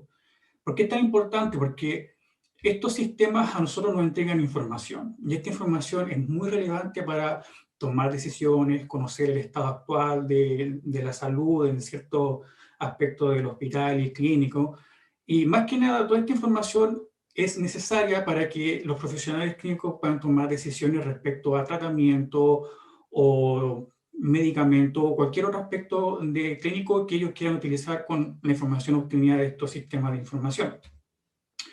Pero sí es verdad, nosotros nos hemos dado cuenta de que a pesar de que los sistemas de información son súper importantes para nosotros, cuando se tienen que implementar en la práctica siempre salen desafíos, ¿ya? Y si miramos un poco la experiencia descrita en la práctica o en la academia, estos desafíos se conocen como barreras. Y algunas de estas barreras que nacen cuando se implementan los sistemas de información en salud son las que yo muestro acá. Por ejemplo, hay una falta de conciencia, hay faltas de acuerdo con respecto al personal y la gerencia de las instituciones con el uso de tecnología. Hay mucha expectativa de los resultados, lo cual eso hay que manejarlo súper bien para poder satisfacer la calidad de los sistemas. Y otro aspecto también es parte que nace de la inercia de la práctica anterior. Eso significa de que hay muchas personas en las instituciones clínicas que vienen con una cierta práctica, pero cuando llegamos nosotros a implementar un sistema de información, ya sea registro clínico, telemedicina o cualquier otro tipo de sistema, cortamos un poco o modificamos un poco una práctica que ya venía haciéndose hace tiempo. Eventualmente, estas barreras comprometen necesariamente los sistemas de información en salud, porque recordemos que estos sistemas son utilizados por personas.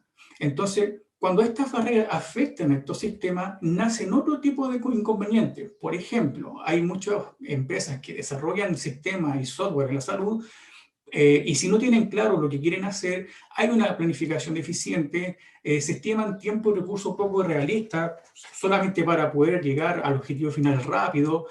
Los objetivos no quedan claros porque no conocen el verdadero problema que necesitan resolver en la institución clínica, y por supuesto, hay una falta de comunicación entre stakeholders, profesionales clínicos y desarrolladores y personas de la tecnología, no se comunican entre ellos.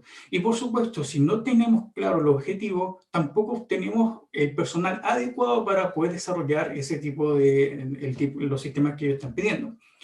Entonces, ahora les voy a conversar de la propuesta que nosotros hemos estado trabajando en el equipo de calidad SENS, la cual nosotros la llamamos Framework DI. Este framework de ahí es un marco de trabajo para asegurar la calidad en el desarrollo e implementación de sistemas de información en salud. Este marco de trabajo, que lo estoy mostrando aquí en esta diapo, pero el principal input de este marco son los stakeholders. Nosotros vamos a denominar los stakeholders como todos aquellos interesados que quieren que el sistema de información en salud tenga éxito. La primera parte de este framework corresponde a la definición de prioridades. La idea aquí es básicamente conocer qué es lo que esperan las personas que desean el sistema de información de salud que se plasmen en el sistema.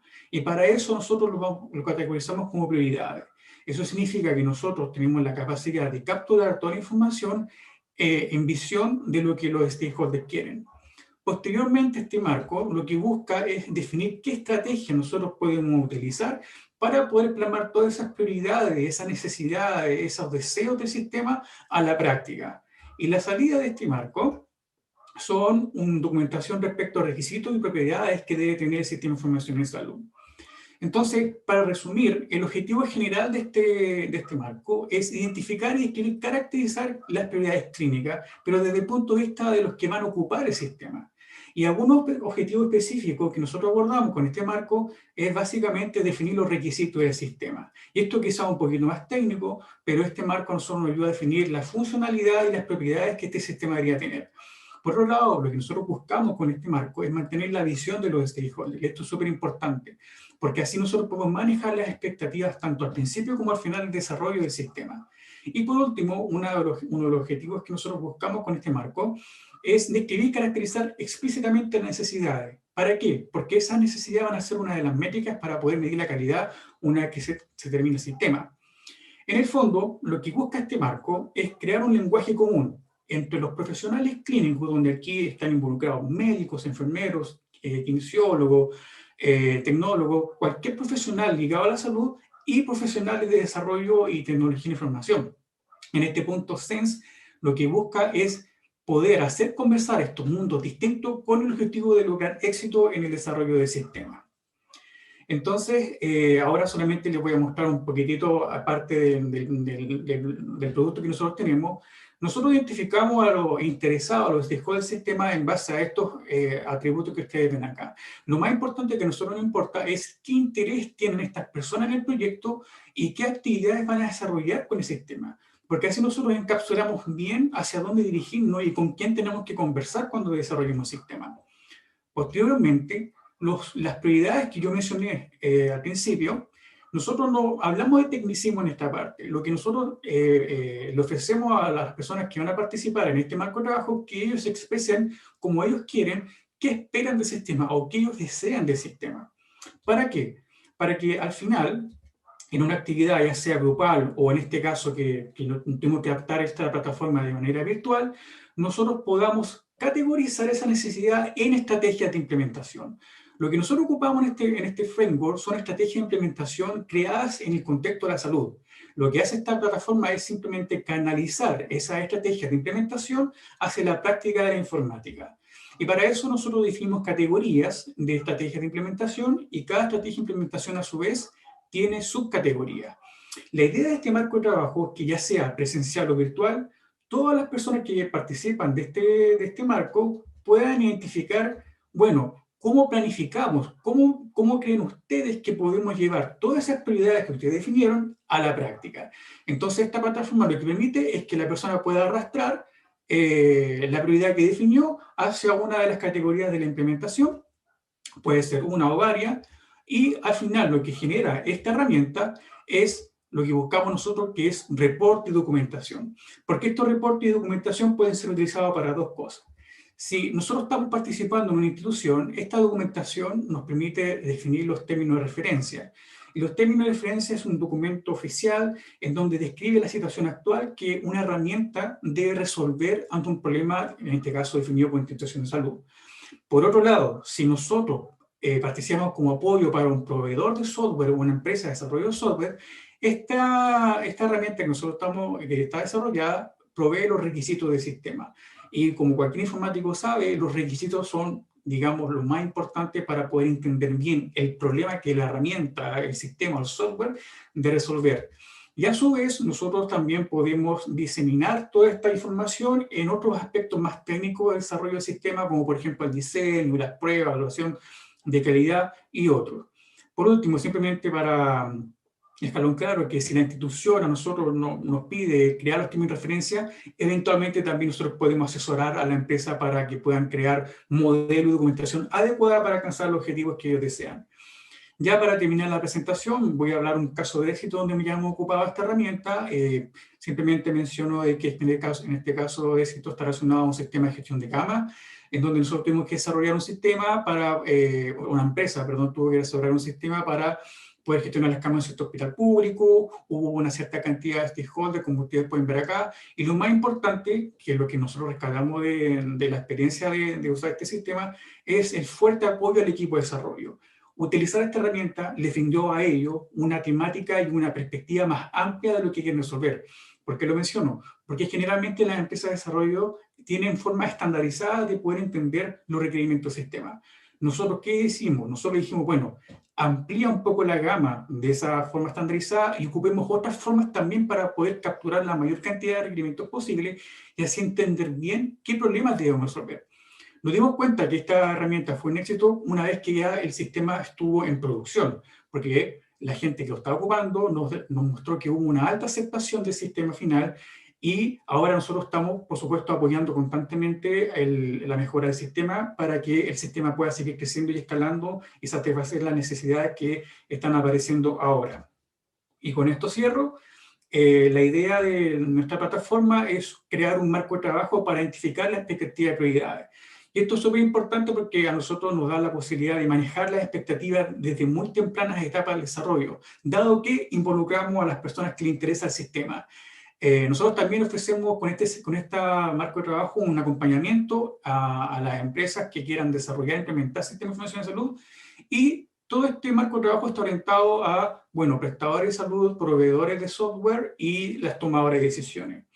Así que les dejamos nuestros contactos por si quieren seguir conversando con nosotros y ver nuestros otros productos de calidad que tenemos para ofrecer. Muchas gracias por su tiempo.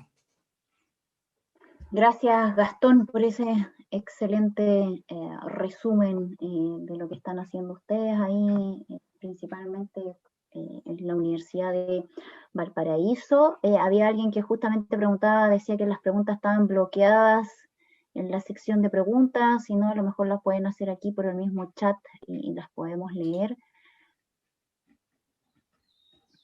Entonces, mientras alguien se anima a hacer una pregunta, Gastón, preguntar quizás ahí cuando ustedes, si ya esta herramienta, ¿no? Ya está disponible.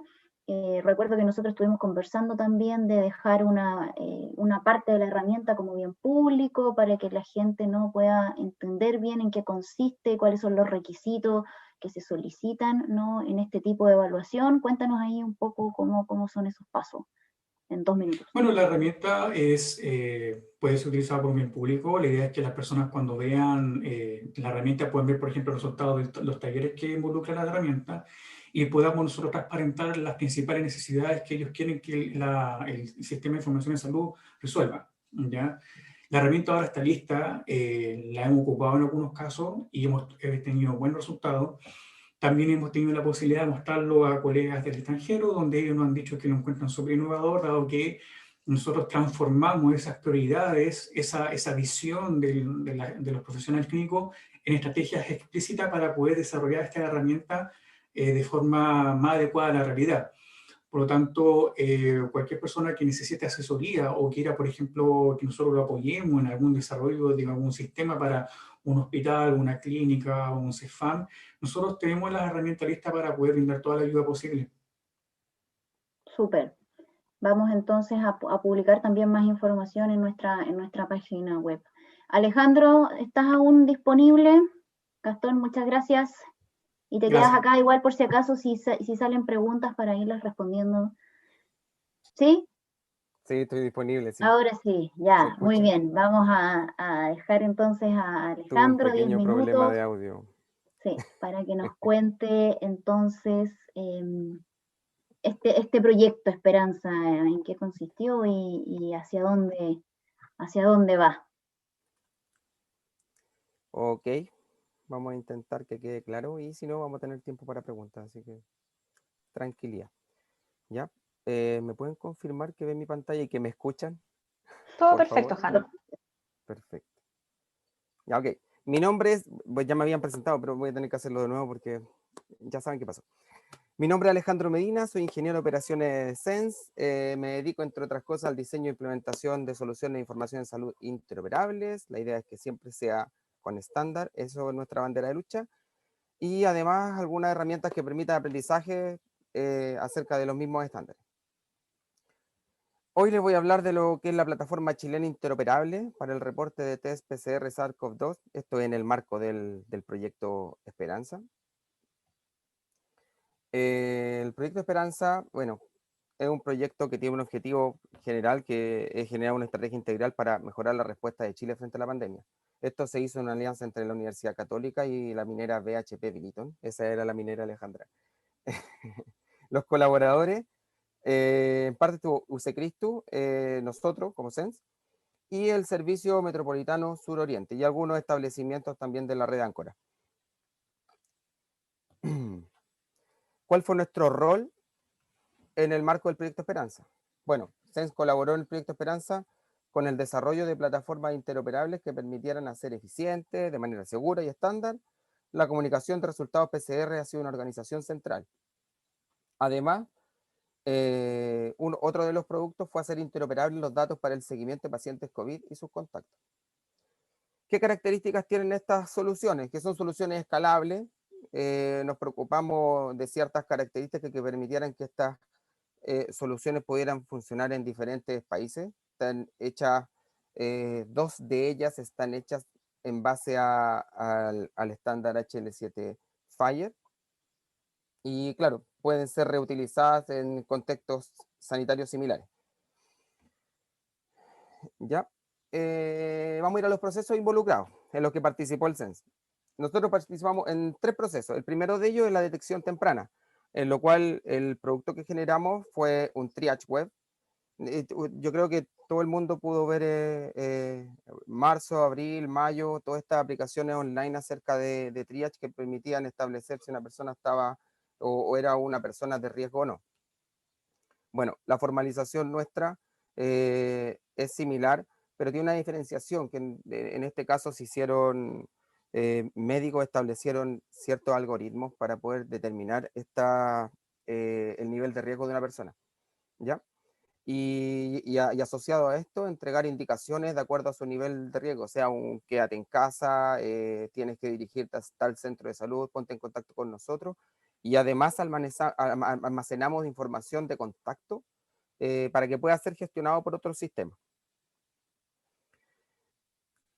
El segundo producto que generamos, la segunda solución, fue la tributación de datos de laboratorio a su ente central. Bueno, se implementó un mecanismo seguro de tributación de tomas de muestra desde un establecimiento y resultados de laboratorio, desde un laboratorio en este caso, hacia un ente central, que en este caso era el Servicio de Salud Metropolitano Suroriente. Más adelante les voy a dar más detalles de cada uno de estos pasos. Y la última solución es la centralización de datos de seguimiento. O sea, se realizó un sistema de tributación de datos bajo las mismas características de seguridad que lo de la tributación de datos de laboratorio. La idea era abarcar el ingreso, la evaluación periódica y el término de seguimiento. Idealmente es centralizar esta data para que el servicio de salud pueda en algún momento tributar esta información hacia el ministerio o hacia donde lo determine el ministerio, cuando eso esté disponible. La primera solución, lo que les comentaba anteriormente, el triage web.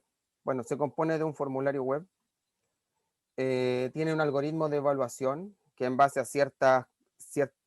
la evaluación de ciertos datos de este formulario genera establece el nivel de riesgo de la persona, entrega recomendaciones al usuario, también se desarrolla un administrador para los datos de evaluación y contacto en caso de ser necesario extraer estos datos para sistemas de terceros, sistemas de contactabilidad y los sistemas que en este caso el proyecto estimara conveniente.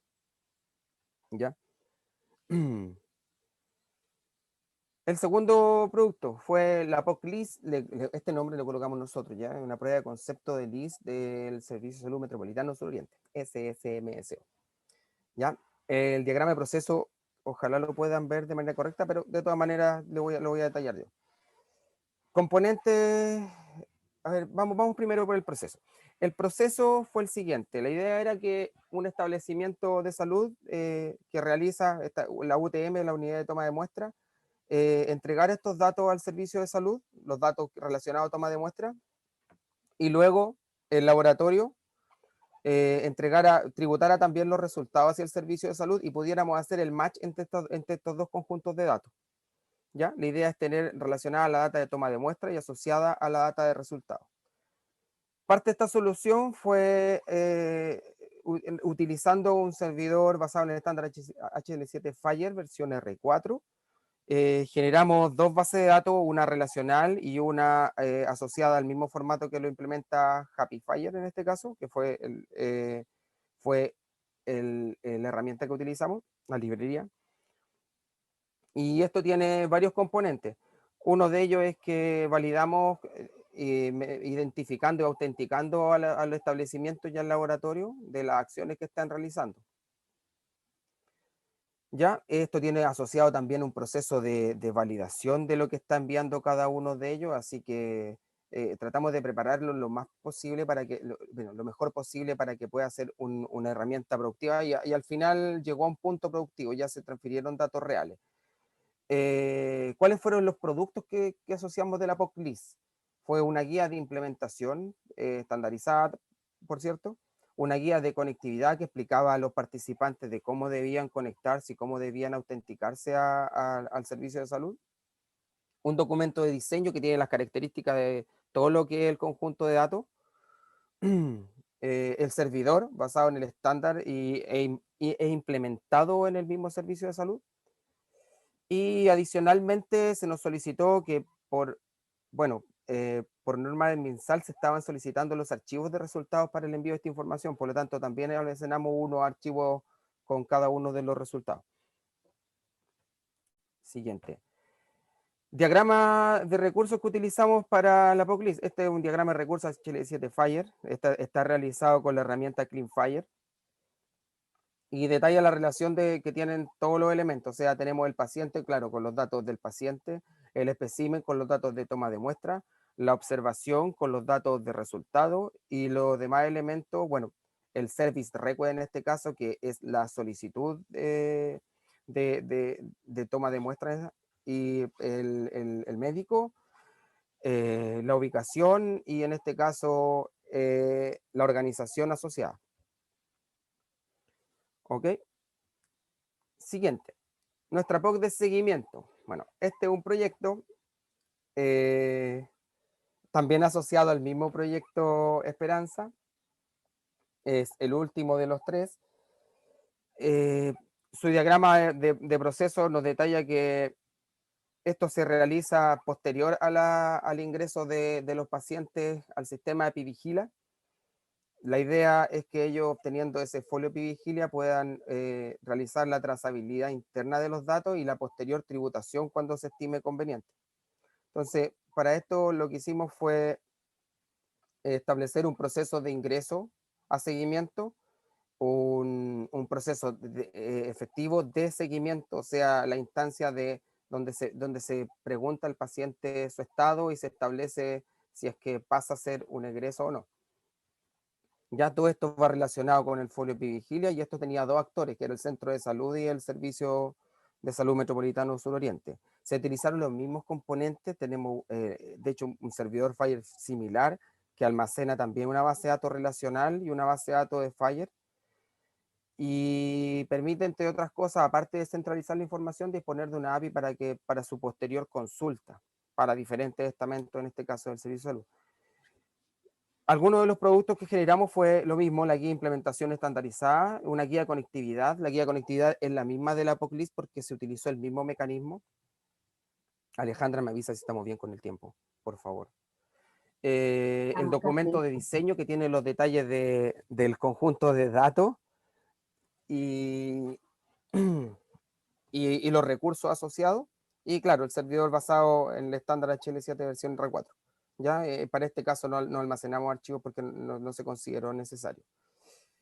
Para la POC-LIS y la POC seguimiento, los conjuntos de datos que se utilizaron fueron los conjuntos que estaban vigentes en su momento. En el POC de seguimiento hay unos documentos de tributación de datos para EpiVigila Raveno, que se llama, que también está basado en Fire, entonces utilizamos los mismos datos y tratamos de que el conjunto de datos utilizado en la POC de seguimiento sea el mismo o más grande que el que se utiliza en la solución propuesta por el MinSal. El diagrama de ingreso y seguimiento, bueno, claro, tenemos el paciente como ente principal, el episodio of care que va a guardar los datos relacionados al evento de ingreso y la organización que es la relación hacia el establecimiento que está enviando a este paciente a seguimiento. Y cada una de las iteraciones está relacionado con un recurso especial de Fire que se llama cuestionario y response, que lo que hace es establecer ciertas preguntas y y poder almacenar respuestas a cada uno de estos elementos. O sea, yo le estoy hablando, todo esto está hecho de manera estandarizada, no es nada que hayamos inventado nosotros. ¿Ya? Nosotros hicimos la relación y seleccionamos los recursos ad hoc a este proceso. Además está el encounter para establecer cuándo se hizo contacto con el paciente, en este caso, la información, y el médico o la persona con el rol de médico encargada de hacer este seguimiento. Los componentes relacionados a seguridad. Bueno, establecimos, se construyó un administrador para la gestión de usuario de permisos. Me refiero a usuarios como el establecimiento o el laboratorio, y los permisos que va a tener cada uno. O sea, tratamos de hacer el detalle o implementar el detalle de que el laboratorio solamente puede enviar informes de resultados en el caso del Apocalipsis, y el establecimiento solamente puede enviar tomas de muestra. ¿Ya? Esto lo hicimos mediante un API Gateway para gestionar la seguridad mediante lista de control de acceso. Para el tema de la autenticación se usó un JSON Web Token, un RS256 firmado digitalmente. La idea es que solamente el servicio de salud y el servidor de autenticación pueda generar estos tokens válidos. ¿Ya? Se implementa, bueno, el flujo que implementamos es una variante de OAuth 2 del Credential Flow. De hecho, ahí me estoy yendo a una parte que es bastante técnica, pero la idea es que los establecimientos mediante usuario y contraseña puedan obtener un token de acceso, un string largo, con el cual puedan solicitar al servidor, en este caso el API Gateway, lo que se detalla en rojo abajo, el acceso a un recurso protegido. ¿Ok? Entonces, lo que hace el API Gateway en este caso, valida que el usuario sea válido y valida que tenga ciertos accesos a lo que quiere hacer. Nuestro diagrama de arquitectura es bien simple. Tenemos las aplicaciones por un lado, tenemos el establecimiento de la seguridad, que es el API Gateway y el servidor de autenticación, y tenemos nuestro servidor Fire. En los dos casos se guardaron los datos en bases relacionales para uso interno. En este caso fue una base de datos Oracle las dos, y una base de datos que guarda en el formato que provee HappyFire. Esto es para facilitar después la comunicación y consulta de servicio. Tecnologías que utilizamos. Bueno, para el Triage Web, el administrador lo hicimos en Django. La base de datos que se utilizó fue MySQL, pero puede ser exportable a otra base de datos. Utilizamos Docker para que fuera un montaje mucho más rápido de todo lo que es el sistema. Utilizamos el reCAPTCHA V2 de Google, el invisible, y utilizamos Nginx para la gestión de todo lo que son los paths y las rutas a cada una de estas aplicaciones. Para la POC, bueno, para las dos POC, se utilizó HappyFire en su versión, creo que 4.3, 4.7 creo que. Simplifier se utilizó para hacer las guías de implementación. Nuevamente ocupamos Docker para montar todo estos entornos. En realidad es un Docker Compose. Conga y Conga es la definición del API Gateway, Django Admin, el Django REST Framework para hacer temas de la API y asociarlo al servidor de autenticación. JSON Web Token, Nginx, Forge para la creación de perfiles, Cleanfire y Kawemo para determinar el tema del VPN. Eso. No sé si estoy a tiempo, Muy Alejandra. bien. Sí, te pasaste un par de minutos, pero ¿En serio? vemos ahí si hay alguien que quiere hacer una pregunta, o Sergio, que quizás participó también ahí de este proyecto, quisiera dar ahí algún mensaje. Si no, Mensaje de paz y amor. de paz y amor, claro. No, Asociado este fue un tremendo desafío que tuvimos como equipo. La verdad que, bueno, Alejandro, José, Elvi y Sonia, el equipo de interoperabilidad, lo hizo tremendamente bien. Es más, estamos en proceso todavía. Enviamos un artículo científico de la solución, así que estamos muy contentos. Y bueno, esto va a seguir porque Esperanza tiene una segunda parte y a ver cómo seguimos trabajando y aportando soluciones interoperables al ecosistema. Esa es la idea. Ya, excelente. Mira, hay dos preguntas, pero de verdad, dado el tiempo y dado que también tenemos una charla que consideramos que era súper importante presentarla acá en el TechConnect, les sugeriría que aquí, si puede Alejandro, Sergio, ir respondiendo las preguntas que tiene Pablo González, Tiago Esler y... Las vamos contestando por interno. Eso, por interno, y vamos a pasar a nuestra última charla que consideramos que era muy relevante, como les comentaba, mencionarla, dado un taller que se hizo asociado a el servidor terminológico, ¿no? Que tuvo una muy buena llegada durante estos pre-talleres que se hicieron antes del Tech Connect, y consideramos que era muy relevante también poder ahora contárselo en 10 minutos en que estamos en ese sentido, y nos va a acompañar aquí Francisco Correa, químico farmacéutico, que ha trabajado con nosotros en temas de estándares farmacéuticos, y nos va a contar en 10 minutos, por favor, Francisco, en qué estamos, y ahí vamos a dejar unos minutitos para preguntas y respuestas si es que hay tiempo, si no, las responderemos después. Alejandra, disculpa. ¿Hice la presentación? Solamente. Perdón, Alejandro. Y se ve, Francisco. Se escucha, ya. Bueno, como dijo Alejandra, quiero cumplir esos 10 a 12 minutos y que se queden ahí con algo para la casa. Esto es el tema habilitantes terminológicos para interoperar, un trabajo de SENS para disminuir las brechas. Como ya me presentaron, Francisco Correa, especialista en estándares farmacéuticos, y por el lado soy químico farmacéutico. Y para entender esto vamos a contarlo de una manera simple, como una historia. Y esta historia comienza primero viendo el contexto mundial, el problema mundial, donde vemos a Emergency Care Research Institute, un listado de los 10 hazards o estos peligros, y vemos en el punto 9 que hay errores de medicación en registros clínicos electrónicos. Y para ponerle un poco más de dato al asunto, también tenemos que Rose Coppel, liderando el mundo de salud UTI académico, estima que el 70% de los registros conlleva errores de información. El 10% de las muertes en Estados Unidos por errores médicos se puede atribuir principalmente a manejo de información, y también a Johns Hopkins estima que más de 250.000 pacientes mueren en Estados Unidos por errores de medicación. Entonces vamos aterrizando un poco cuál es nuestra situación real, nuestra situación actual en el país. Tenemos un desconocimiento por la importancia de las terminologías y también el impacto de contar con las mismas. Luego, complejidad requiere profesionales con un alto nivel de especialización. Ahí la Sandra hablaba de los perfiles laborales, pero ¿quiénes son los terminólogos, ¿no? Alto costo, bajo nivel de uso y adopción por las mismas instituciones de salud. ¿Y qué tenemos en Chile?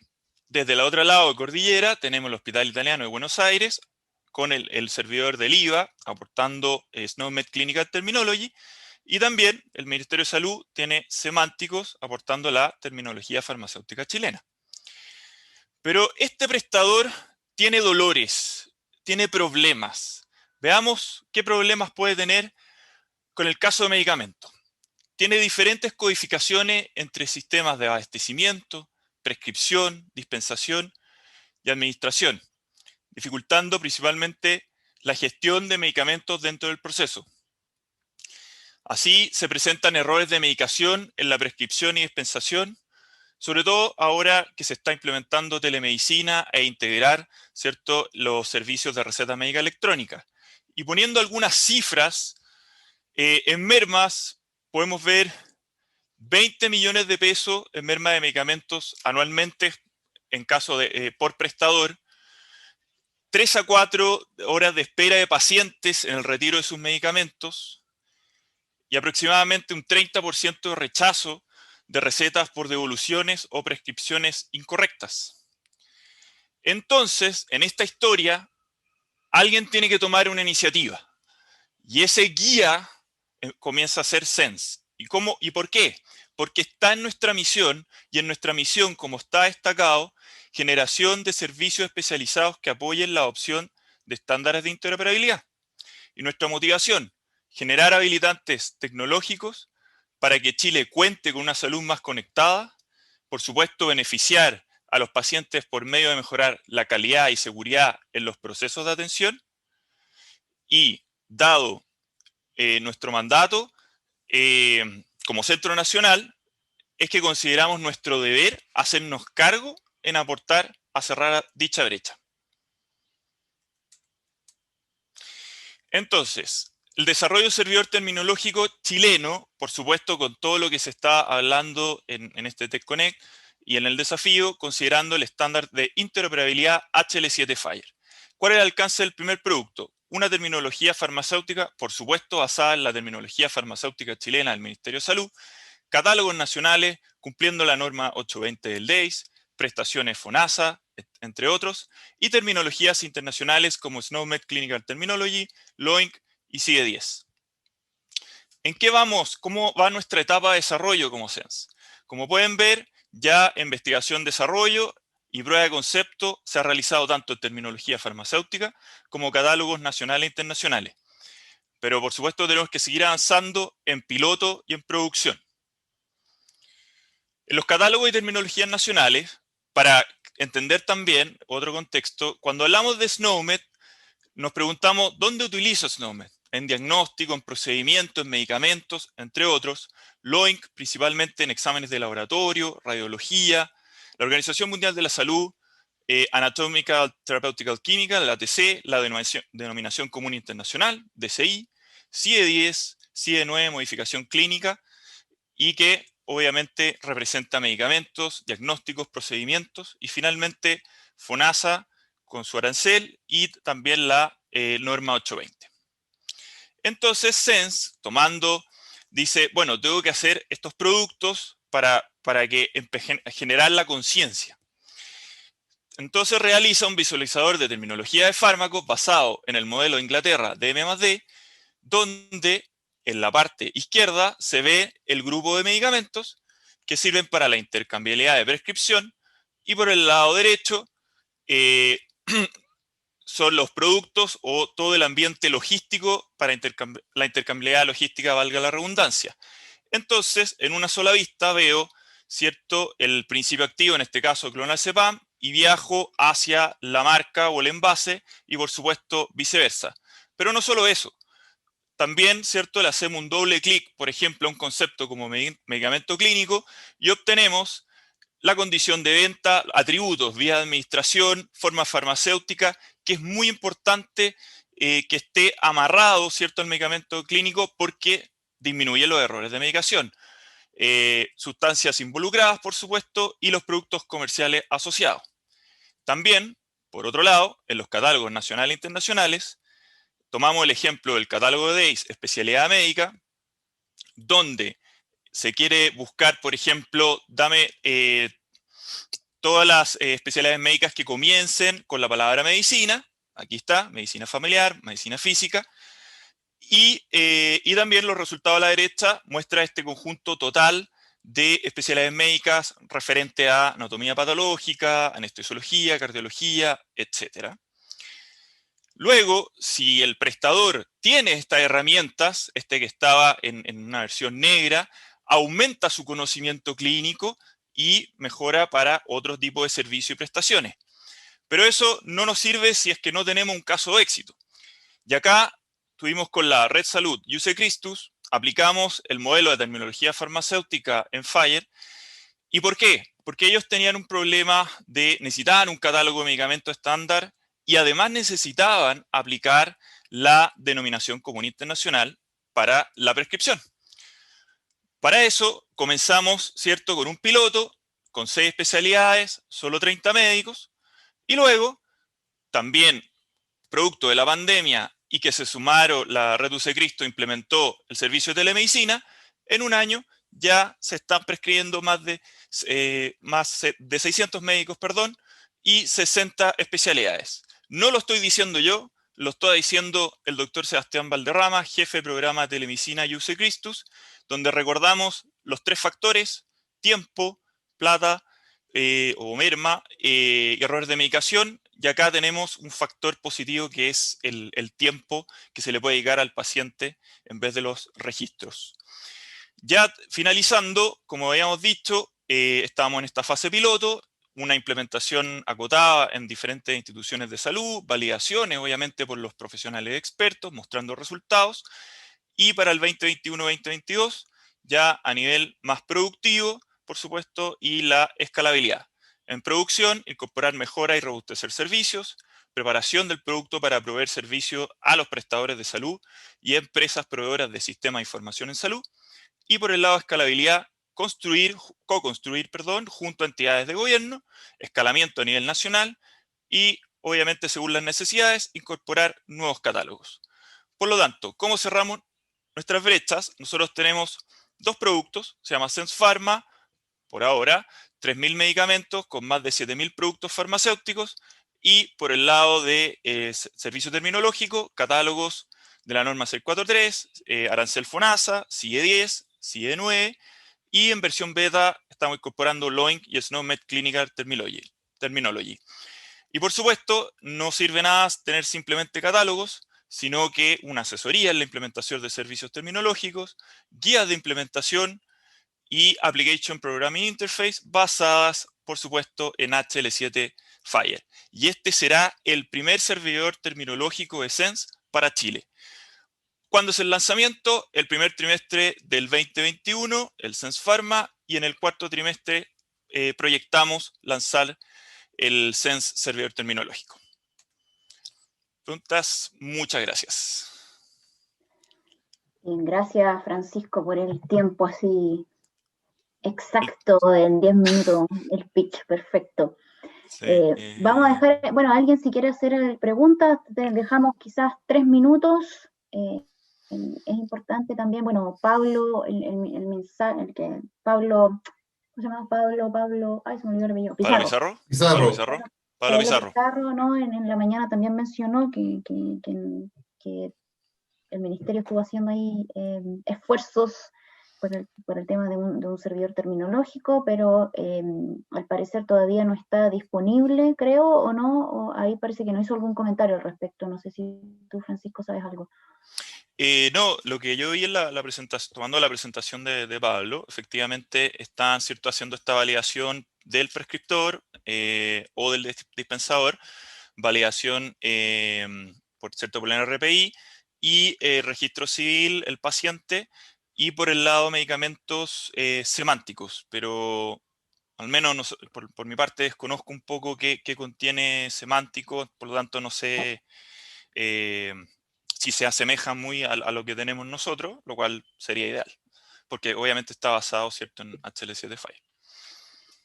Perfecto. Hoy, entonces, ahora tú mencionaste que ya estaba en una fase piloto. ¿Hay alguna, ahora continúa una fase piloto? Quizás hay gente que quiere ahora probar este servidor terminológico. ¿Es posible entonces quizás que se contacten con ustedes antes de hacer como una disponibilidad masiva de este servidor? Sí, muy buena pregunta. Ahí no sé si los otros quieren complementar, pero por nuestra parte, como el equipo que ha estado Marcelo Cabello, también por supuesto nuestro gerente de operaciones, Javier Navarrete, y quien les habla, ¿no? Portilla también, como asesor que externo. Sí, queremos... Olvidé la pregunta, perdona. ¿Cuál es la pregunta? Sí, el piloto.